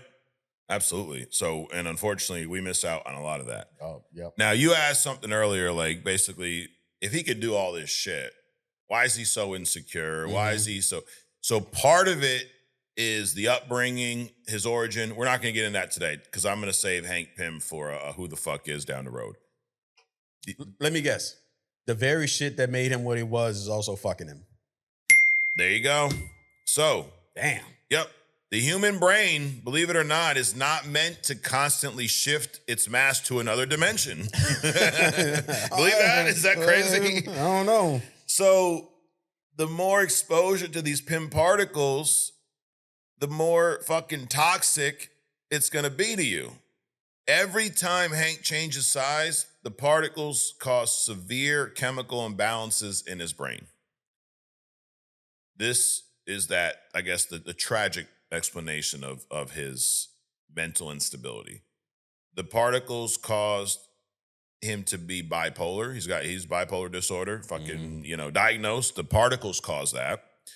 Particles cause his extreme paranoia, and it caused his multiple personality fractures. Notice it was something that we don't talk about in the comics. He went from Ant-Man to Giant Man to Goliath, and then finally to Yellow Jacket. Right. And when he's Yellow Jacket, bro, he's a fucking nut. Right. He's erratic. He's violent. So it's, like you said, the very particles that he discovered that have made him so awesome and has given him all this ability and helped him become, one of the founding members of the Avengers in the comics is the same thing that's making him batshit fucking crazy. Wow. What a shocker. It's not just a Hank problem, though. It affects anyone who uses them. I mean, Janet Van Dyne, she's a little fucking loony too, right? Even Scott Lang, you have to be careful with the dosage. So even though these particles are literally a miracle of science, they are a slow-acting neurotoxin that basically guarantees that the user will eventually lose their mind. So, hell of a fucking tool here, right? These particles are so. Remember, I talked about when he first discovered them, his very first instinct was to dump them on his own fucking head. So that, probably not the best spot to dump them if they're gonna fuck your mind, right? Put it right in your head. Once he realizes that, though, he realizes that it's rotting his brain. It's causing these schizophrenic breaks. He don't stop. He just builds a new costume and keeps doing it. It's like, fuck it. It's a superpower. So it's also very dangerous. It's also highly addicting because it's doing all these awesome things. Of course, I want to fucking keep using it, right? So yes, the particles, as great as they are fucking him up. Now, why am I talking about this today, Adrian? Because I fucking feel like it. No, because I read a comic and I watch I watch a comic too. And next week is Endgame. Okay. And the Pym Particles play a major, major role in that movie for time travel. And you might be thinking, what the fuck does shrinking small have to do with time travel? How do these two connect? Time travel is something that's very strange in comics, right? You talked about Flash. Flash can travel time, right? Sure. Because he runs so fucking fast, pretty much. But he also gets into, what do they call it? It's not the time stream in DC. It's some fucking, what's the realm he gets into when he can, Chronoverse or some shit? No, it's, it'll come to it. Okay, I'm mixing all, it's some shit where he runs so fast he gets into this. Right. Okay. Now, the microverse, the quantum realm, whatever you want to fucking call it. Let's talk about how these Pym particles can actually hack space-time, okay? Space-time is the literal physical fabric that holds the universe together. If you shrink down to the size of an ant, you're still walking on top of that fabric, right? You're just a small fucking ant. But if you keep shrinking past the cellular level, past the molecular level, past the subatomic level, you eventually become smaller than the actual weave of reality, whatever the fuck that means. You don't just get tiny, dude. You slip through the cracks of the universe and fall out of time. That's how Marvel explains it. So time is relative being to your position in the universe. If you're out of the universe or if you're in a different time stream, then that time is different than the other times. Right. So you have time streams. Think about like a strand of wind. Every strand, you think about the mass of wind, right? You got all this wind, right? All this air around us. Think about each one of those as like a thread and each one of them running at their own time. That's kind of the way this shit works. When I talk about this, it reminds me of the movie Interstellar. You never seen this, right? Or I saw it. You have? Yeah. So when they go I got to see it to not like it. Oh, okay. You don't like Interstellar? Wow. So you remember the part though when they go through the black hole. Yep. And they're on this planet it's all water. Yep. And and you talk about time streams and stuff because now they're out of our space-time continuity or whatever. Yep. Time works different there, where like a few minutes there is like year. I forget the exact equation. Sure. But remember, something happens and they get stuck on this planet too long, and all of a sudden, like fucking 40 years goes by on Earth, and they were there for like a few minutes. Right. So it's matter of fact, they couldn't even. The time was. I think it was the mass of the planet. Yeah. But it was so big when they came down to get him, they couldn't like even stop. Right. They had to like kind of like scoop him up on a run. Yeah. Because any more time they spending it in this area meant that years was going by in other places. They had a fucking touchdown, just a tip, and get the fuck out, right? Yep. So I kind of for me at least, it helps me kind of understand this a little bit because now this is not jumping to a different time. This is you're so small, you're outside of time. Mm-hmm. The microverse, the quantum realm, it's not just a small universe; it's a separate dimension. Mm-hmm. It's stacked underneath ours. And the only way to enter it is to compress your mass so fucking small using these Pym particles that you breach this dimensional barrier that separates the two. You get so tiny, you just slip through the fucking cracks. Once you hop into this microverse, the laws of physics no longer fucking exist. Gravity doesn't work. Mass is irrelevant. But most importantly, time is no longer linear. Mm-hmm. Here, time, right, you fucking wait an hour goes by. It's pretty fucking linear. Or linear. Not in the fucking microverse. So at least that's what they've programmed you to think. It's what we think, what we believe. Yes. So how does shrinking move you from the present to the past? Oh my God, all this stuff. If Hank shrinks past the microverse, he hits this plane called underspace. Okay. In this state, he's completely outside of the time stream. He's not in the past, present, or future. He's literally outside of the river of time, looking into it. We've seen some of this in Loki, right? He who remains is sitting at the citadel outside of time, and he's viewing the time streams, right? It's great. Visually, it's done fucking phenomenal, right? So time doesn't flow naturally there. It creates these chronological storms, these time vortexes, and if you shrink into the void and find a time vortex, it can spit you back out into the macro universe at a completely different time in history. Now, in the MCU, they make this look very easy. Tony Stark invents the time-space GPS, right? But in the comics, they use these Pym particles to time travel. It is almost fucking suicide without this tech because you really have no control over where it's gonna fucking pop you in. So that's something, a bigger change for the movie. But essentially, it's using this tech. It's shrinking down so small, you fucking hop out of time. Tony just figured out a way to target it, to position yourself to go back into time at the right moment, if you will. That's a lot. It's probably confusing as fuck, but I don't know. I think I understand it more now.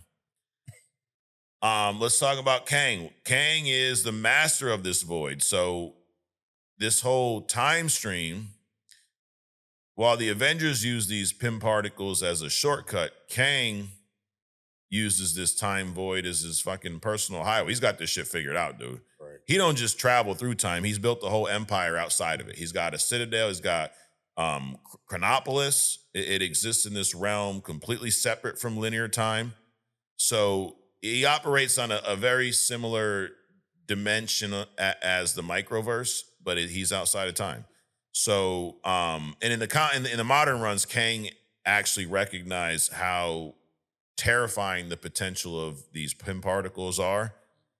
He possesses time ships, but he knows if these particles, dude, if they're unfiltered access point to space-time and existence, they can cause some fucking issues with these, right?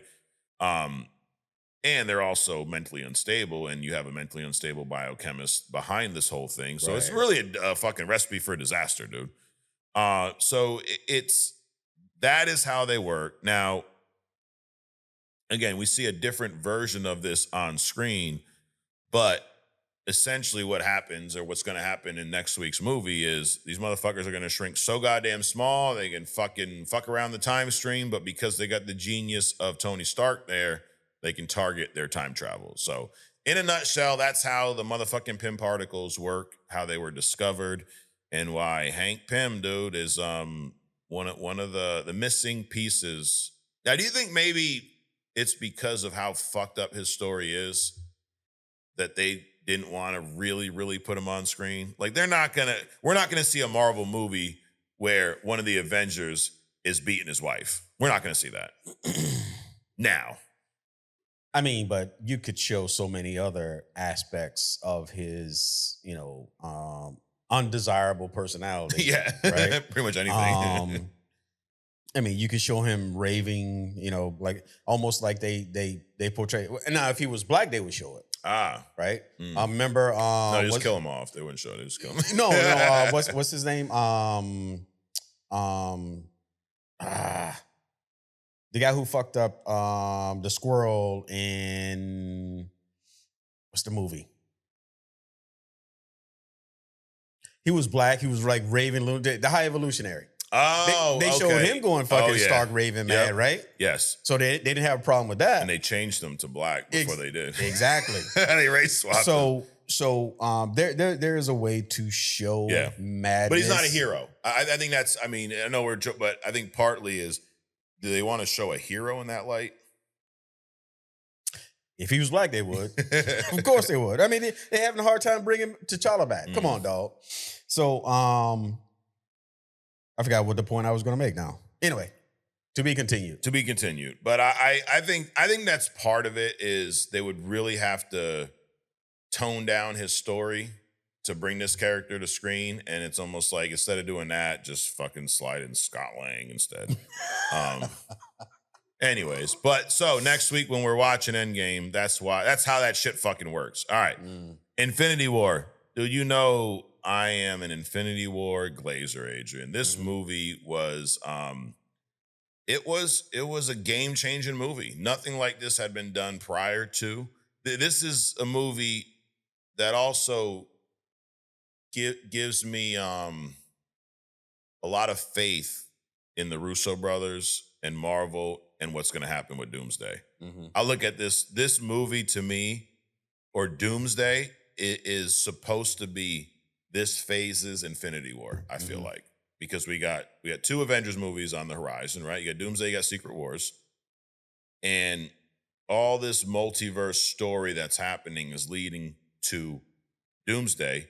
Just like in Infinity War, all of these Infinity Saga stories were leading to this movie. Yes, Endgame was the finale, but this was the movie that set shit off. This was the movie that tied everything together and put us on this fucking road to time travel, Endgame, Thanos, all this shit. So Avengers, Infinity War. This was shot, Infinity War and Endgame were shot back to back over the course of a year.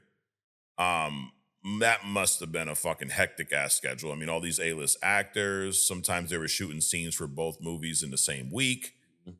This was the first Hollywood feature film to be shot entirely in IMAX. So it's actually really cool to watch now. Like you mentioned, you can buy a fucking 95-inch TV for like $12. Right. But watching this shit at home now in this IMAX version that's available on Disney Plus, dude, I love it. Fills up my whole goddamn screen. Right. Because usually with the widescreen, you got black bars there, which people, oh, you want to see the wide angle. Okay, Hollywood, let me tell you something. At home, no, we don't. No, we want to just fill the fucking screen. Exactly. I understand why you do widescreen format for the cinemas. That's great. But when you put the movie on my screen at home, fill the goddamn screen. That's right. I didn't buy a fucking 85-inch TV to have 12 inches of fucking black bars on both sides. You remember back in the day with the square TVs? Yeah. And when you'd watch the widescreen shit, you're fucking like, what is that? Exactly. Like watching on a 12-inch monitor. Exactly. So anyways, this movie was shot entirely in IMAX. So you're not going to see that aspect ratio change throughout. You're going to fucking watch, if you watch the IMAX version. And from a just a visual standpoint, I was watching this last night, and that opening scene where Thanos shows up and he's wrecking the Asgardians, and you can kind of see out into space and there's fire. I'm like, dude, this fucking looks phenomenal. This is an amazing looking movie, number one. But the story, great. And the way they juggled these characters, like I would love to have a count of how many main characters are in this. I mean, everyone from Tony Stark to Cap to Wanda to Vision to T'Challa to the whole Wakandan crew's there. The Guardians are there. I mean, you're talking a couple dozen characters, Spider-Man. Right. And they did a great job of juggling them. And I think one of the things that they did an amazing job of was not stuffing every character in every scene. When the characters were on my screen, they were doing important shit. They were impactful scenes. Dude, I don't think Robert Downey Jr. is in this movie that much. If you pay the amount of scenes that he's in, but how impactful were his moments? So I'm not concerned at all about the whole cameo fest of any of these movies, coming forward. Now let's talk about the production of this. To prevent leaks, almost nobody got a full script. The actors were only given specific scenes. Sometimes they were given fake scenes just to throw them off. Tom Holland wasn't even allowed to read the script because of his reputation for spoiling things. So you ain't even get to fucking read this. So that's like why when you hear these rumors of Doomsday, like they don't have a finished script. No. You don't have the finished script. Right. Somebody got the finished script. They just telling you that to fucking throw you off so you don't ask for it. Numbers for this movie, these are crazy numbers. First of all, the budget. This movie was one of the most expensive movies ever made. Somewhere between 325 to 400 million was the budget. Obviously, you got all this cast, these big name actors. A good chunk of that's going there. Marketing campaign was 150 million. But the box office, it was the first superhero movie to gross over 2 billion. So it shattered all kinds of records, dude. Opening weekend, all this shit. Oh my God. I still remember, Adrian, going to the movie theater. I mean, we're talking almost 10 years now to go watch this shit the day it dropped with a bunch of other fucking nerds excited. It was awesome. It was a great moment. And it's something that I hope we can recapture with Doomsday. I hope it's got that same feeling, that energy, because there's just something about seeing this movie with people that are diehard. They're not there to fuck around. They're not making noise. They're not talking about bullshit. They're into the fucking movie. They're reacting like it's a goddamn sports game, They did a lot of misdirection with the marketing of this too. So there were trailers with Hulk running alongside Cap in Wakanda, which never happened. So they did a lot to kind of throw us off. Now, this movie was an ultimate payoff for years of movies. The whole Civil War conflict, that plays right into this movie, right? When Thanos' crew arrives in New York, it's just Tony by himself. He has a little flip phone that Steve sent him, right? He wants to call him, but he hesitates because they're kind of, they're split. Sure. Earth has no defense. Cap's out in the shadows. They're on the run. Thor's out in space getting fucked up by Thanos. And Tony's all by himself. The teams are scattered throughout this. Then the whole Age of Ultron stuff. Remember in Age of Ultron, when Tony created Ultron, the whole idea was he felt we needed a suit of armor around the world. Right. Because we had this portal. These aliens they had their own disclosure day, right? Aliens are showing up. They're fighting. He felt like Earth is at risk and we need to be armed for the next time this happens. Now, you could argue maybe he went about it the wrong way with his own arrogance, trying to build Ultron by himself. But I think this movie was proof that Tony was right. Right. And exactly what his fear was, us being attacked when we're unprepared, is what happened. Yep. No suit of armor around the world. The teams are split. Perfect opportunity for Thanos to show up and start fucking slapping everybody around. The Thor Ragnarok fucking ties right into this because at the end of that movie, we see Thanos' ship show up, and then this movie starts with Thanos obliterating everybody. The whole Guardian stuff ties into this perfectly. Gamora, Nebula, their whole feud. We see a lot of that, play out in here. And dude, the snap. Can you think of a comic movie moment that was more impactful, that was bigger than the Thanos snap at the end of this fucking movie? I mean, no. Maybe there's something I'm missing, but that's up there, dude. Yeah. I mean, in movies specifically? Comic stuff. Comics? Just the M-Day.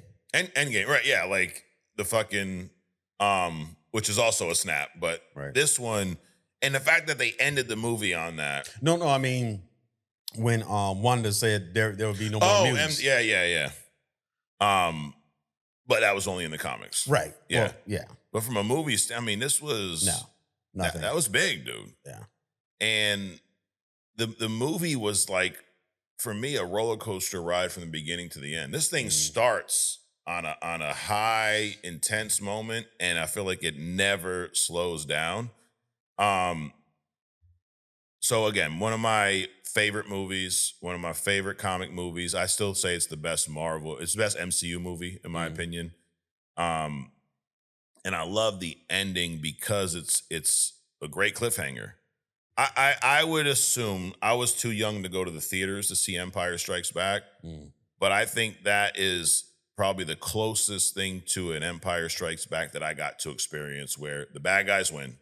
Because how many movies end with the bad guys winning, the good guys being all beat up and fucked, and that's just it. No hero saves the day, no happy ending. Oh my God, and everybody, kids are walking out crying. Oh my God, Spider-Man's dead.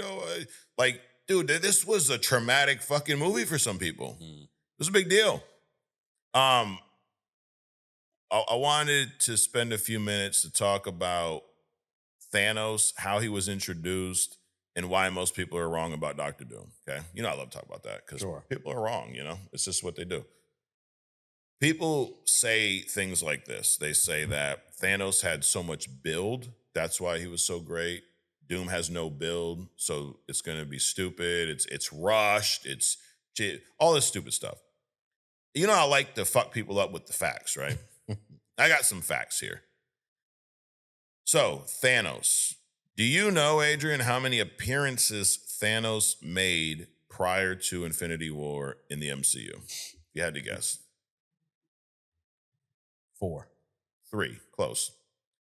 Do you know how much total screen time in these 4 fucking appearances? Do you think it'd be longer than 2 minutes or less than 2 minutes? Less. Less than 2 minutes. 1 minute and 20 seconds of total screen time. 74 total words of dialogue. Now, why does that matter? Because this is no build. Let me break it down for you. Remember the first Avengers movie, 2012? There was a mid-credit tease. Remember the guy who was covered up in, the hood or whatever, and he tells his master that humans are unruly and that to challenge them is to court death. And then fucking Thanos turns around, you see his purple face, and he smiles. He don't say shit. He's on screen for 12 seconds. Okay. I wouldn't call that build, but then in the Guardians of the Galaxy, he shows up. He's on screen for 59 seconds. He says 69 words. He is, he's in a floating throne in this whole sanctuary. He has a little holographic meeting with Ronan the Accuser, talking about the Power Stone. Ronan disrespects him, and then Thanos just shuts him down, and that's it. So he's in there a little bit. And then at the end of Age of Ultron, another mid-credit scene. He's frustrated because Loki failed, Ronan failed, and now I guess he's mad about, Ultron for some reason. He walks to the vault, he retrieves the gauntlet, puts it on his hand, and he says, fine, I'll do it myself. 9 seconds. So, here's the thing. That's not a lot of build. Also, what percentage of the Marvel audience do you think had seen these post-credit scenes? And not everybody stays. You've been in these movies. Right. I mean, if it takes too long, Adrian, you ain't even staying. Nope. So gotta take my nap. Yeah, you gotta get home nap. So my point is, there wasn't a lot of build for Thanos. You know why it worked? Why it was so badass? Think about that opening scene. Thanos shows up, and within a few minutes, he kills Heimdall. He beats the shit out of Hulk. We think Loki is there. Loki's, we got a Hulk. We're like, oh shit, Hulk's coming. He's gonna wreck some shit, right? No, dude. Thanos beats him up like he's a small fucking child. Kills Heimdall, beats the shit out of Thor. I mean, he's slapping Thor around like nothing. Right. Think about that. We've seen for years how powerful the real Hulk is and how Thor is. And for Thanos to come in and smack these two around like nothing. Right. What does that tell you about Thanos? It's a bad boy. It's a bad boy. It's a bad motherfucker. Yep. And then he kills Loki. Like, for real kills Loki. And he only had 1 fucking stone at that point. So I say all that to tell y'all, if there's anyone still out there going, it's not enough build. I don't consider that build for Thanos. What built Thanos was those first 10, 15 minutes of that movie. Because what they did in that opening, he beat Hulk so bad, he turned back to Bruce Banner. He killed Loki. Fucking Thor's damn near crying and kills Heimdall along with half of the Asgardians. Oh, you know this motherfucker, shit's about to go fucking down. He is about to be a problem, and they established him before the opening fucking credits of that movie. So, do they need build for Doom? No. You can do something just as badass with Doom and establish him within a few fucking minutes. Right. So, this movie did a lot of things right. My only issue with this movie, my only motherfucking issue with this movie, Adrian, is what they did to our boy, the Hulk. Right. The whole Hulk don't want to come out. Yeah. Here's the thing. It was funny in the beginning of the movie. But I think most of us were thinking he's going to go Hulk by the end of the movie, right? Yep. Like, we're not going to, send my man some Blue Chew or something. What the fuck? Why is Hollywood also, has this infatuation with taking a strong character like a Hulk and making him have problems getting it up? Like, why do they love doing that? Well, same reason they came out with that whole string of superhero females, all these movies about these fucking every Karen in the universe is now kicking everybody's ass. Right. It's like, it's bullshit. It's bullshit. But I don't know about you, but I the whole time I'm like, Hulk's gonna show up, right? He's gonna he's a pop out. He has to. So to me, that's my biggest issue. Outside of that, this is a phenomenal fucking movie. Spider-Man, great. He had a great role in this movie. Peter Parker out in space, the whole moment with, him going to dust they did a great job of tugging on the heartstrings in this movie, but selling the impact and the threat of Thanos early on, I think really made this movie. It's part of what made the movie, knowing that this guy is that type of threat to where the two strongest Avengers, right? Hulk and Thor, no match. Right. And now you got Avengers all split and scattered. Well, of course he won. It shouldn't have been a shock at the end. Like, of course he won. Right. So in Avengers, Infinity War. Next week is Endgame. And dude, we're on. Then we start getting to some of these shows. We're gonna get into some Loki and stuff like that. So I loved it. This is a movie I'll rewatch. I don't need an excuse to rewatch this movie. I'll fucking put it on later today if I feel like it again. Probably not, because I got other shit to watch. But Adrian, we're gonna, I kind of like doing your hidden gem before we respond. I think that's gonna be our new trend here. So let's shift gears. Let's talk about some hidden gem. Adrian, who do we have this week on our hidden gem? Well, before I get into that, Speed Force. That's what the fuck it is. Yes. Yeah. So this week's hidden gem this was a suggestion, by the way, like a couple of weeks ago. Okay. Was it a good suggestion, or are we going to find out? Okay. Yeah, it was. Take that, John Bon Von, with your Diablo. I know it wasn't Diablo, but... So this week's hidden gem is Marvel's Prodigy. And I say Marvel's Prodigy because there's two prodigies in Marvel. One of them is some character that's a Spider-Man character, but this is a mutant prodigy. There's also some other comic that has a different prodigy, but this specific one, he's a mutant, since we're talking about the X-Men and so on and so forth, right? This cat is pretty interesting. Young mutant, Richie Gilmore, black, from upstate New York somewhere. Now, there's another character that's also from the New York area that I'm going to mention after I go over this character's powers. So there seems to be a lot of pretty powerful people coming from New York, I guess, right? Always New York. So this mutant prodigy serves as a living hard drive with the ability to temporarily absorb the skills, knowledge, and physical traits of anybody nearby, right? So he walks into a room, and say a room of doctors. He can instantaneously pick up all their skills and perform heart surgery. Shit. He walk into a room of NASA scientists. and he'll instantly be able to come up with a fake set on a Hollywood studio and fake a launch, right? So anybody within 400 feet of him, or 400 feet of him, he's able to pick up their memories, their skills, their physical traits, and all that kind of stuff. Now, this is not like Rogue, who through touch you pick up their physical traits. He doesn't have to touch you. Okay. He just has to be in your proximity. Got it. Not only can he pick up individual, his power isn't limited to individuals. He can pick up everybody's skills and memories and knowledge and physical traits within the room. And, which I think is real cool, he can combine them to be better than those individuals, right? And I'll get into that because of some of the people that he's defeated. So Prodigy's power is psychometric knowledge absorption, which acts as a subconscious telepathic aura that instantly duplicates the mental assets of anybody nearby. He doesn't steal the knowledge, he mirrors it. So combat skills, academic knowledge, language, secrets, instant identical muscle memory, and there's a trick with the muscle memory. So the full extent of his powers. His massive aura operates within 400 square feet around his body. There's no known limit to the volume of information he can hold.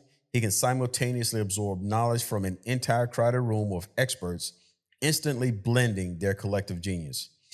What he copies intellect, which is like advanced mathematics, science, medicine, hacking, linguistics, physical skills, so martial arts mastery, acrobatics, weapon handling, and artistic talents. Sounds like Taskmaster, right?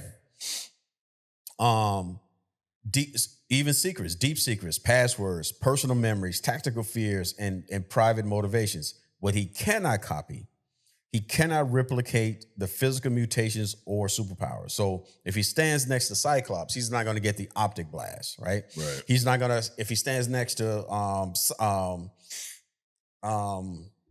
Colossus, he's not going to gain his ability to turn into steel and his strength.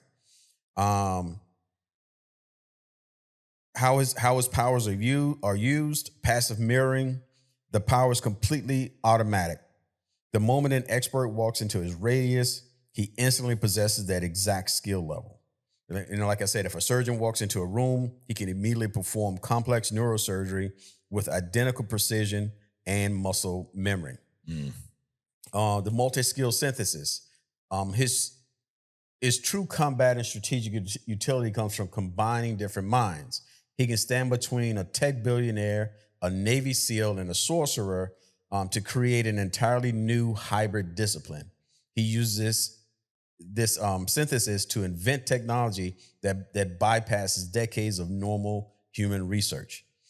At one point, so originally, his mutant skill was if you came into the radius, he would absorb all this, but then if you walked out within a few minutes, it would go away. Yeah. And at some point, something changed, and I get into that, where he permanently absorbs all this stuff. So originally downloaded information faded like a dream the moment the target left his 400-foot radius. After a telepathic block was removed from his brain, his power evolved. Now any knowledge that he has ever absorbed is permanently burned into his memory. He retains the collective genius of the world's top scientists, fighters, and strategists forever, even when he's completely alone. So now, when we talk about eggheads, we think about Reed and Tony, Hank Pym, right? Beast, Hank McCoy, Hank McCoy, but there's another one who is when I talk about New York, there's another person that's considered even above those, and it's a teenager called the Moon Girl, and her intellect is so advanced, is rumored to surpass Reed She's and the even one with his the daughter. dinosaur friend. Yeah, right? with the dinosaur friend, right? So I'm thinking like, what if he like gets next to her, dude? I mean, it's a wrap. So if he walks in with Moon Girl and Reed and Doom and just all these eggheads, Right. and he can synthesize all of their intellect, right? He immediately elevates to beyond all of those. Damn. Right? So the core concept, 1 minute, knowledge absorption. Originally, he could only hold that shit for 1 minute. Now it's forever. This is all background stuff. Cut all this shit out. Now, I think they're talking about bringing him into the MCU, all right? And this kind of character could fit really anywhere. Yeah. So they'll take him and they put him into a situation, and he uses his whole combined knowledge and power and everything to be like a strategist for whatever. So he could be an asset to anybody, the good side or the bad side. He's been killed a couple of times, brought back to life, just all kinds of crazy shit. So the core concepts of this character. Young, intelligent mutant whose superpower is knowledge absorption. He, like I said, automatically absorbs the skills, expertise, and memories of anybody around him. The drawback is, his powers originally came with a catch. The downloaded information faded once the person left his radius. He had to constantly relearn and experience things, creating an engaging narrative about short-term genius. In other words, he was smart for a little bit, but then when people left around him, this shit kind of faded, and he got teased about that kind of stuff. His background, he was created in 2003 for the New Mutants, and the depower and repowering back in 2005 in the House of M. Later, his mind was forcibly reopened by the Stepford Cuckoos, granting him all the knowledge that he accumulated over his lifetime, permanently transforming him into this major tactical asset. He has notable ties to the Young Avengers, serving both as a teammate and a romantic interest to Speed, Tommy Maximoff. So he's gay, right? Yep, okay. So where he fits, he's slated for release in the latest stages of the multiverse saga, Phase 6. Project bridges the gap between X-Men 97 and the highly anticipated Avengers film. So I'm assuming after this thing, they'll probably start popping him in, right? Especially now that you've done a hidden gem, they're obviously going to bring it. It's just how shit goes around here. And that's how it works. As the MCU navigates incursions and universe-ending threats, having a character who can absorb the tactical knowledge and combat skills of variants or alternate universe characters makes him invaluable to Earth's mightiest heroes. So think about in an incursion where you have a Spider-Man from here and a Spider-Man from there. Yeah. Actually, it's an interesting point because I brought up Spider-Man. So even though he can, like Taskmaster, absorb your skill, if he hasn't trained, he doesn't have the strength. So he can't, in his mind, he can think like Spider-Man. He can do the moves of Spider-Man, but if he tries to do the same thing Spider-Man does, he can injure himself because he doesn't have the muscle strength, elasticity, or the training to carry to pull it off. Yeah.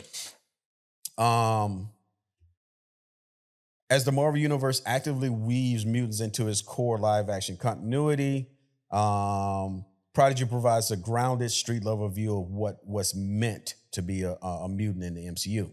Because of his power set, Prodigy is a natural team player. So we can see him probably in the future, like the Young Avengers or Champion Projects, or really anything. Yeah. So high points of this character: permanent knowledge restoration. After losing his powers on M-Day, his mind was telepathically unlocked. That granted him all his memories. The resurrections and full repowering on the mutant island of Krakoa. He was officially resurrected by the mutant group known as the Five, because he had. So there was some cat that attacked the island looking for some artifact. He didn't have his powers, so of course he got his heart pulled out. Of course. He was resurrected by this mutant that could heal. The process completely restored his baseline mutant power, meaning he can once again absorb the new information from people around him. He's a valued X-Men and Avengers strategist. So despite being powerless for a long stretch, his extreme tactical intellect made him a co-leader of the New Mutants, a vital field strategist for the New York X-Men, and later a crucial member of both the Young Avengers and the Krokian X-Factor team. Of course, during the Mutant Day, he got, like many other mutants, he got stripped of his powers when Scarlet Witch wiped out the mutant gene. Queen Wanda, Adrian. There you go. Overnight, he went from an extraordinary intellect to a baseline human. So he probably went through some of that shit that Warren went through. You know, depression. Oh yeah, right? you lose everything that fucking makes you who you are. Exactly. Shortly after being depowered, a religious extremist group named the Purifiers bombed a bus full of depowered students, leaving Xavier Institute. So imagine, you know, all of a sudden you don't have anything that you've grown up with. You know, everybody's feeling sad, a busload of saddies, right? Mm-hmm. They fucking leaving the Xavier mansion, and then some other group attacks him, attack the bus, and like, so like all of his friends, he got injured, but all of his friends around him are like dying, and there's nothing that anybody can do about it. Yeah. So, but he survived, but like I said, he had to witness all this shit happening around him, feeling deep emotional trauma. So, lost his powers. Now he's losing his friends left and right. Also so Emma Frost offered, before he lost his power, Emma Frost offered to unlock, take out that gate, but during this process, so she created like this vision for him. And in that vision, he saw into the future, in which a point in which he unlocked all of his powers, and it got out of hand, and he became this ruthless global dictator. And he decided not to do that. So even though Emma could have just plucked it out, now she didn't offer that to Jean. No, right? She didn't offer that to Aurora. No, fuck them bitches. No, but the guy, I'll fix you. Yeah, sure. Yeah. But he declined, in out of fear that he would be this person that he didn't think that he wanted to be. Yeah. Now his love interest, Surge, Noriko Ashita, his first major relationship was with this New Mutant teammate. Now they served as co-founders of the squad, dated on and off during their time at Xavier's Institute before eventually breaking up. Then Speed, Tommy Shepard, he's openly bisexual, and his most prominent fan favorite relationship is with the Young Avengers Speedster. The two dated for a long period, heavily featured in prominent Marvel Pride stories. And also, Speed kind of keeps him grounded in a way. Yeah. And I'll get into that. And also hulking, while stranded in another dimension during his time with the Young Avengers, David, which is this guy's name, David shared a brief, complicated kiss with hulking. While it caused a bit of friction, it ultimately helped David open up about his sexuality. So I'm pretty sure Hulkling and what's his name? Is it Tommy, the speedster? Yep. They were together too, Hulkling and Tommy. So fucking Tommy gets around, bro. He ain't does. afraid, dude. He bounced around. He don't give a fuck. And he doesn't. And that's kind of one of the things that he likes about him. Yeah.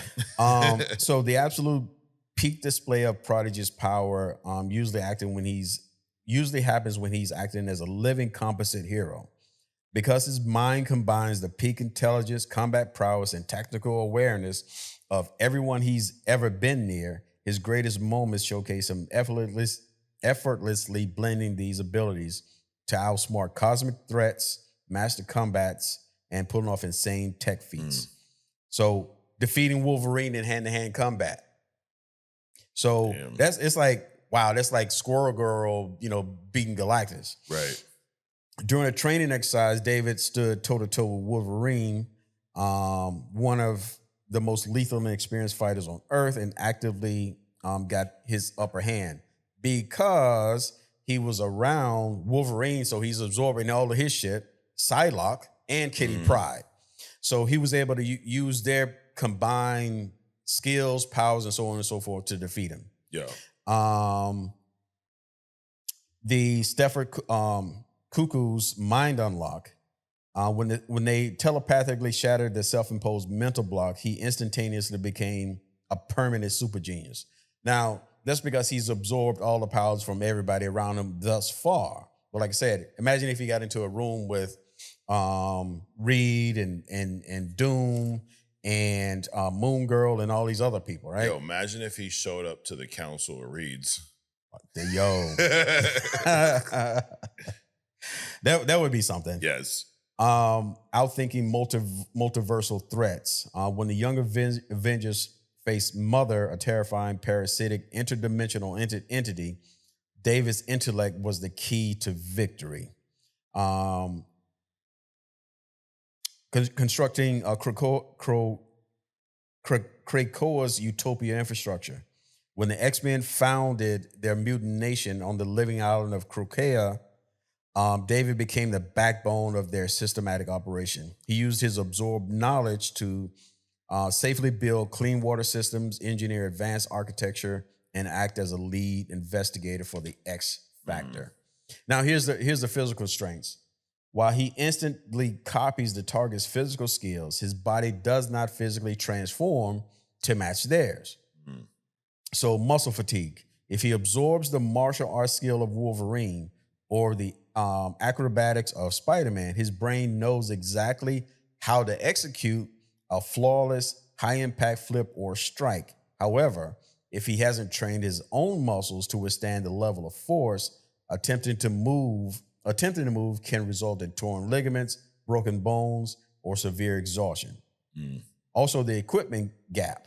He can copy the muscle memory of like Hawkeye or Bullseye, but without their specialized gear, custom bows, or enhanced physical sightline, his effectiveness is severely bottlenecked. So he can copy their thing, but if he's not equipped either physically or with tech, he can't really perform it the way they do, right? His powers is designed to mirror structural data, logic, and learned skills. When he encounters unhinged, chaotic, or fractured psyches, his brain struggles to filter the information safely. That's why there's so like too many secrets, or you get this feedback loop of people that just completely irrational, like Deadpool, or like if he ran into like the Joker, all that shit could affect him. Or having too many secrets, he's bombarded with this information overload. And that's why speed is David's mental anchor, because his mind moves so fast, he can kind of prioritize. When he's around Tommy, his mind can prioritize all this chaos faster and get rid of this shit faster. So, I mean, I thought this was a very interesting character. Yeah. A lot of potential. You know, a win on the side of Black heroes. And I'm just finding that, you know, more people are starting to appreciate at least that aspect, you know, the Black heroes aspect more and more and more. Right. Because you got, you know, this cat who has this level of capability. You got Blue Marvel. You got Moon Girl. You got T'Challa, who's the richest character on the planet in Marvel, period. So on and so forth. So, but this is a very interesting character. I'm definitely going to study this a little bit more.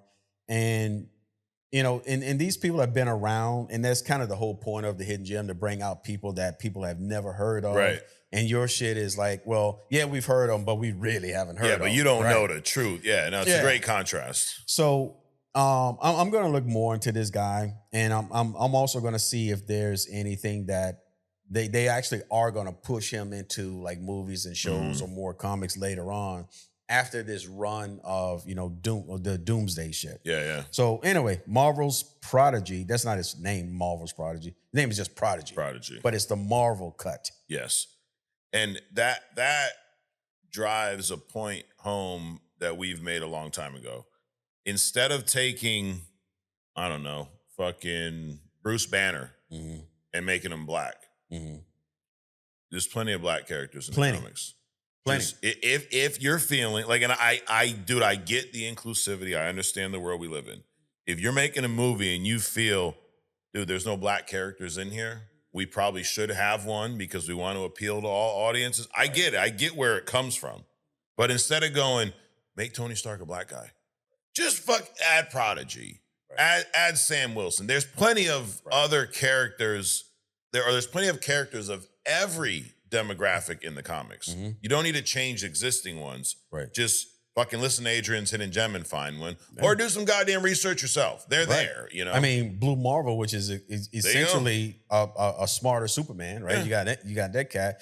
You know, I think they fucked up when they made Wonder Man black. Mm-hmm. You know, if they wanted a black actor, they had Blue Marvel. They could have made that. There you go. Right? And just leave him alone. Or who asked for fucking Wonder Man anyway? Just left it alone. Right. You know, why did you have to bring him up out of obscurity and change him? Yes. Right? There's plenty, I don't know about Indian actors, but dude, they're there in the comics. I'm sure they are there. Yep. So there's plenty of like you said, all types of demographics. We don't need to go swapping shit up and making bullshit up and all this other kind of weirdness. I mean, you said he's openly bisexual, right? Yep. Instead of taking a straight character and making him gay, take a gay character and put him on screen if you want to have a gay character. They're there. Like, it's, I don't fucking get it. But Prodigy. I don't know, give Jason Momoa a couple more years. Fuck, dude. I do. I hope he don't pull that shit in Supergirl. Oh, doing his gay acting? Yeah. Like he does in the fucking Minecraft movie and everything. Yeah, and in the Fast and Furious and anyways. But phenomenal hidden gem, Adrian. Prodigy, great suggestion, whoever it was.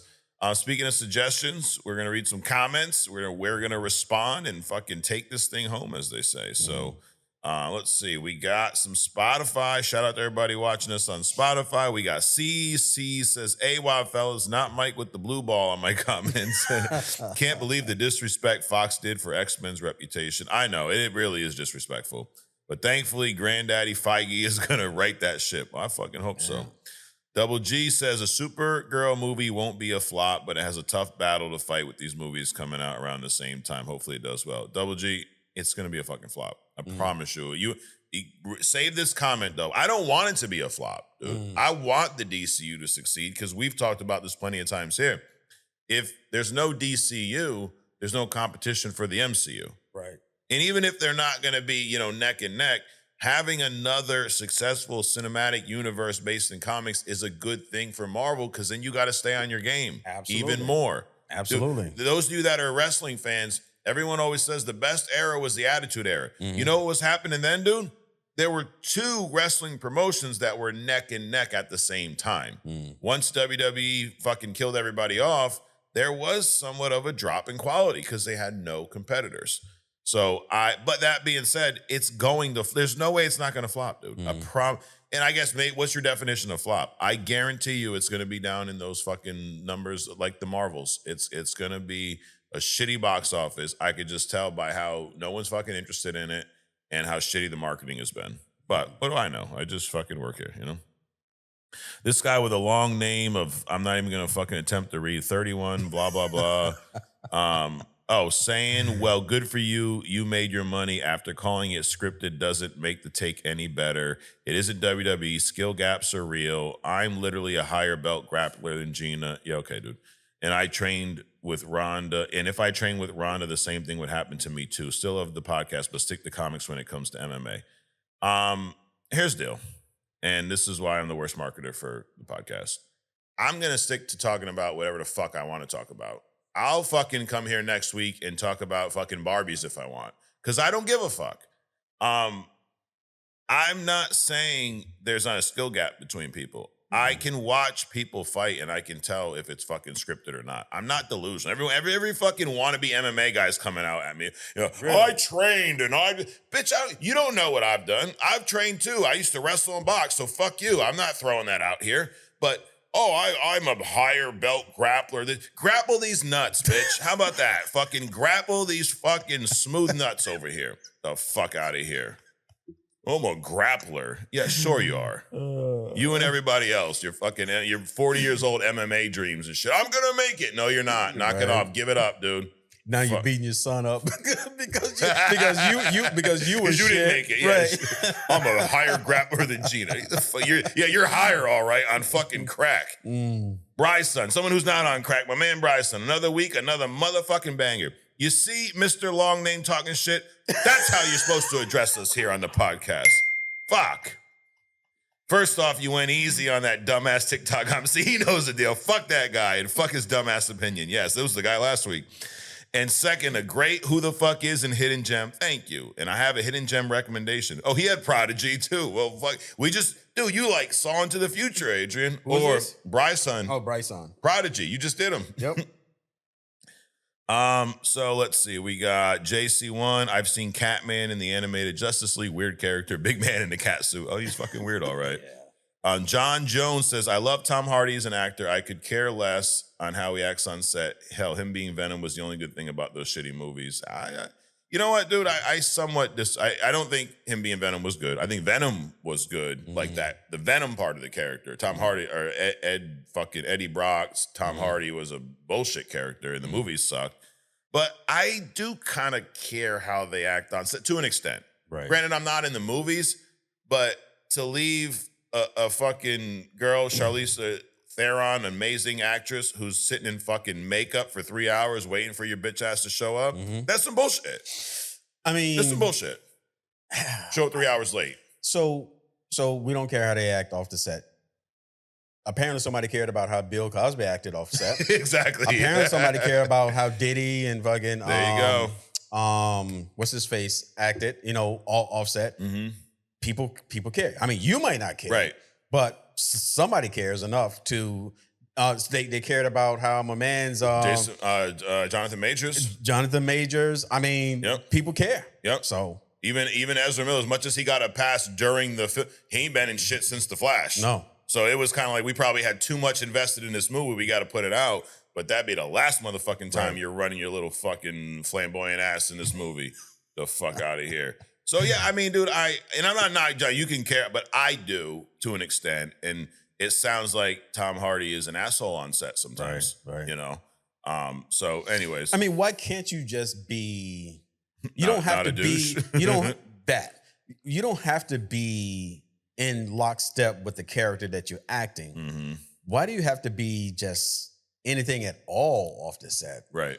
Just be a fucking good person. And you could be a evil person, evil character, or sweet character, or fucking whatever. Yeah. But then offset, just be this normal person. Just be a decent person, bro. I mean, that's why I'm gonna smack some people around on TikTok, bro. Just be a decent person. Right. We're doing it. We give you all this for free, and then you're gonna watch my video, the whole video. And then you're going to find one little thing that you don't like, and you're going to try to fucking get some attention in the comments. Well, I'm going to give you attention. You ain't going to like it, though. I promise you that.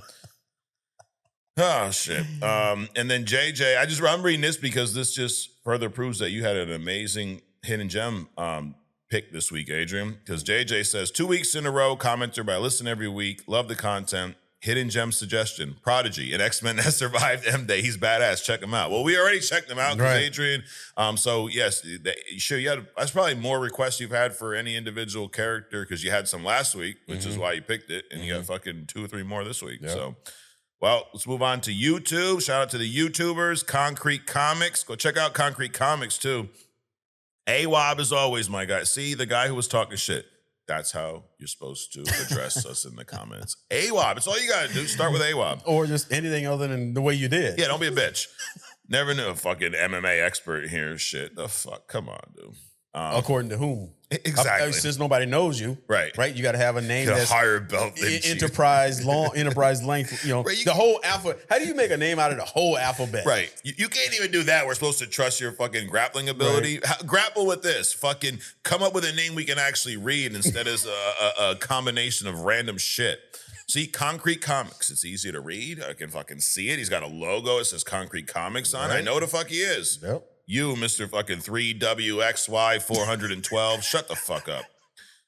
AWOB Concrete says, as always, my guys, never knew Beast was that fucked. No, we did not. Nope. Batman Beyond was actually Bruce's clone. Batman Beyond as a kid for me was one of my favorite shows that would come on TV, although I haven't watched it all the way through. Still sad they'll never make a Batman Beyond project. Yeah, probably not. New Spidey promo looks amazing. We're getting a new trailer soon. Hidden Gem suggestion, Hit Monkey even has a TV show. Okay. Who the fuck is suggestion? Scorpion. Going to be in Brand New Day. Oh, I thought you were talking about Mortal Kombat Scorpion. Say I just did that on the other show. Cheat Mo says, AWOB guys, quick question. Are we not putting this on Apple Podcasts anymore? Nope, it should be on Apple Podcasts now. We had a little mix up with the fucking hosting, but it will should be fixed today. The Captain Canada AWOB fellas, man, X-Men 97 season 2 trailer looks fantastic. Can't wait. Yes, it does. Appreciate the Beast deep dive. Since we're on the X-Men theme, can we get a who the fuck is X-Force? That's a good one. Ant-Man 2 is mid at best. Could have been better. Infinity War is just a chef's kiss. Always love watching again. Yes. See, this is how you behave in the comments, guys. Beyond, the Batman Beyond Hidden Gem was dope. Adrian with the goods. Mike, have you checked out the Lego Batman game yet? I've not played it yet. I've seen a bunch of gameplay. It's on my wish list for sure. Currently playing the new 007 game, and it's fantastic. I know everyone's playing that shit now. Well, not you, Adrian. We know what you're going to play. Yep. Devon says, the Beast section was awesome. I appreciate it. The Krakoa era is not for the faint of heart. Dude, it's, think about, you were just talking a bunch of Krakoa shit, the Beast stuff. I'm gonna get into that fucking era of reading. Just like that, just, it seems like, I mean, to Devon's point here, so many twists, clubs, hearts, diamonds, and a lot of swords. If you do the Krakoa, whatever that fucking that era. I'm gonna do like the Morlocks because a lot of people don't underestimate what that did. Yes, and I mean that was some crazy shit. Dude, those people got fucked, man. Yeah. The Moira X were standouts for me as well as Wanda's redemption arc, and it was more popular. I wish it was more popular and talked about. Keep up the good work. Absolutely. The virtual reality fitness says, "He who remains won already." Enough said. What the fuck are you talking about? How did He Who Remains win? Did you miss Loki? Or are you just trying to fuck with me? I don't know. Eat Beef. Oh no, Eat Beef said he ordered the shirt. Shout out to Eat Beef. You're looking for, he ordered the Read a Comic shirt. If you want that, go to onlycomicsmerch.com. If you don't fucking go there. Akima Moore, AWOB gentlemen, I'm gonna help you out a bit. Bogey refers to Humphrey Bogart. Oh, okay, yeah. And Batman's intellectual rival will be Riddler or potentially Brainiac. So as always, amazing hidden gem and what the fuck is. Excited for next week's homework, Spider Noir. I watched the trailer in black and white and color, so I think I'm going to watch it in color first. And then user Punk for Life says, wait, could getting a X-Men Civil War story mix into the storyline? Oh, please. Sure. I don't know what that means, but whatever you say. Couple TikTok people, Adrian. You know how it goes down on TikTok. So Kel Rip says, do I get powers if I reach under the blanket? It's the only way to find out, bro. Right. And then Mick D and a few other people were making fun of the way I pronounce Magilla Gorilla. I guess it's Magilla Gorilla or some shit. And this is the point here, okay? So I'm going to go on a little fucking rant here. I put together this Who the Fuck is Beast segment, right? I took my time. I did a bunch of research. I fucking formatted it. I read it. I prepared it. I came here last week. I delivered it. Everybody's loving. Oh my God, it's one of the fucking our biggest videos on TikTok in a while. It's almost 300,000 views. Everybody's loving it, except for like 5 people. Mm-hmm. Is Magilla? Did anyone else laugh when he said Magilla? You know why I do that, Adrian? Because I don't give a fuck. Because it's a very unimportant detail. Potato. Exactly. But you know what I'm talking about. You knew what I meant, and it does not impact the fucking story. And I know that it triggers a handful of people. Mm-hmm. So I will intentionally not fucking find out how to say something. I know there's a 50% chance I'm going to say it fucked up if it's not important. Mm-hmm. And you get people like Mick D's nuts over here. Magilla. Bitch, I don't give a fuck. Guess what? He ain't a gorilla. He ain't a Magilla. He ain't a McGill. He's none of that shit. He's Beast Hank McCoy. So if you don't like it, fuck off. And then we got this motherfucker here. Todd something Lupus. How can reading wiki articles become a whole podcast? And all I said was, it's not Wikipedia. It's not the whole podcast. Then Todd Lippis says, damn, you got real defensive real quick, old man. I didn't originally. Now I'm gonna, okay? So here's the thing. If you got a problem with my fucking segment and you think you know how to do it better, I challenge you, Todd Lippis. Go do your own Who the Fuck is Beast and tell me how that works out for you. Tell me, because everybody on TikTok knows everything, right? Y'all fucking have the answer for a fucking everything. I don't use wiki articles. You know what I do use, bitch? I use AI. So maybe that's cheating. I don't know. But I challenge you. If you got a problem with the way me or Adrian does something here, I challenge you to do it yourself. Show me that you can do it better. Tag me in it. And if you can, I'll fucking shout you out.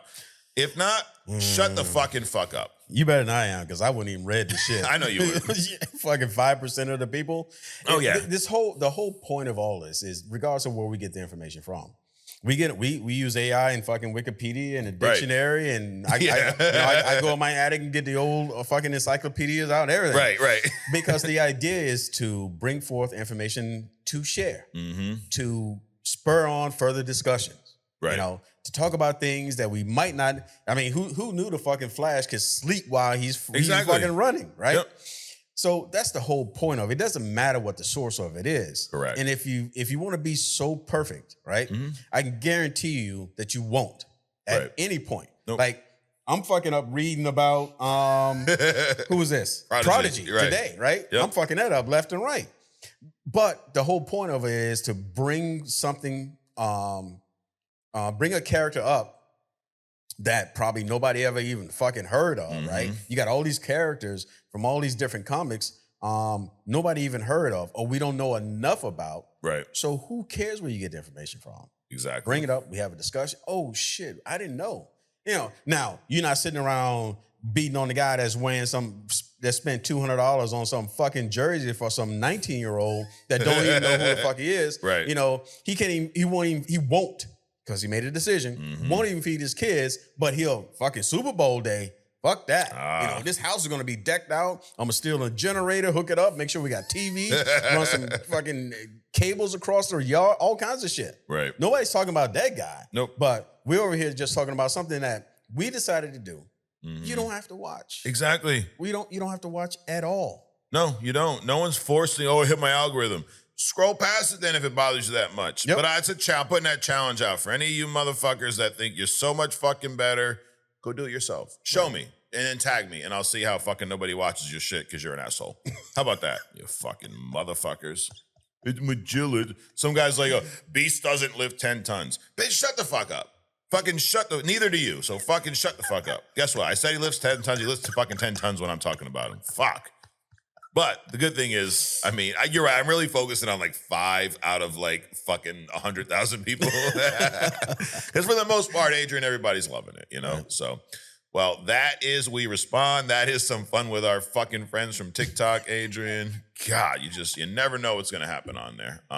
But guys, I appreciate you guys watching. Appreciate y'all being subscribers. And those of you that appreciate, you know, what we do here. Because you're right, we don't do this, like, this ain't our job. We started this as fun for us. Right. And then it became fun for a handful of people. Sure. And we're going to keep doing it. Like, that is one thing that I promise you with this show and any show we continue to make. And if we do a fucking different show down the road, it's always going to be real as a motherfucker. Right. It's always going to be just 2 fucking dudes getting together, talking shit. Right. And giving you our honest. This is not planned. We don't sit down and go, what are the takes going to be for today so we can go viral? No, we just fucking sit down and talk. That's it. And if it happens to do well, it does well. And if it don't, it fucking don't. But we're going to be here every week talking shit. We were here talking shit every week, Adrian, when there was 3 people watching, me, you, and one other random person. Right. And now when there's fucking thousands or hundreds of thousands, we're still approaching it the same way. Absolutely. So I say all that to those of you that truly, not this asshole here, but those of you that truly are out there creating shit, fucking just be you. Be you and keep doing it. So you mentioned we're educational, but we're also inspirational. Yeah. Because there have been people that started podcasts. And I'm not saying that just, you know, pulling it out of my ass. Right. They've told us. Sure. Hey, we started this because of you guys, you know. We're inspired by your shit. So, hey, that wasn't our intent. Right. I don't think it's going to be our intent, because if it was, you'd be paying us to inspire you. But if we inspire you to do something, whatever it is, except harm yourself or other people, right? Please do it. You know, so because that's also one thing, another thing that comes out of this, right? Educational, inspirational. We two guys sitting around talking shit. We're absolutely gonna make mistakes. Right. That's why we tell you research, fact check everything we fucking say. Yep. You know, if you would watch us enough to capture that, you probably wouldn't get dumbass comments like that. Exactly. Fact check everything that we say. Hey, it might not be 10 tons, might be a ton. Who gives a fuck? He's stronger than you are. Exactly. Like Henry Madams here. Did anyone else do a double take when he said Magilla instead of Magilla? Yeah, you and 3 other fucking crackheads. So all y'all can fucking double take yourselves together and fuck off. You can double fuck off. So anyways, Adrian, it was fun today. It was a lot of fun. Damn. Yes. Well, thank you for coming out. Absolutely. Guys, thanks for watching. Subscribe if you haven't. Go check us out on other stuff. We'll be there tomorrow. We're talking about, oh my God, aliens are coming. Maybe not. But we're going to talk about some other stuff, that's for sure. So yep. We'll see you then. And Adrian, thanks. Absolutely. Peace.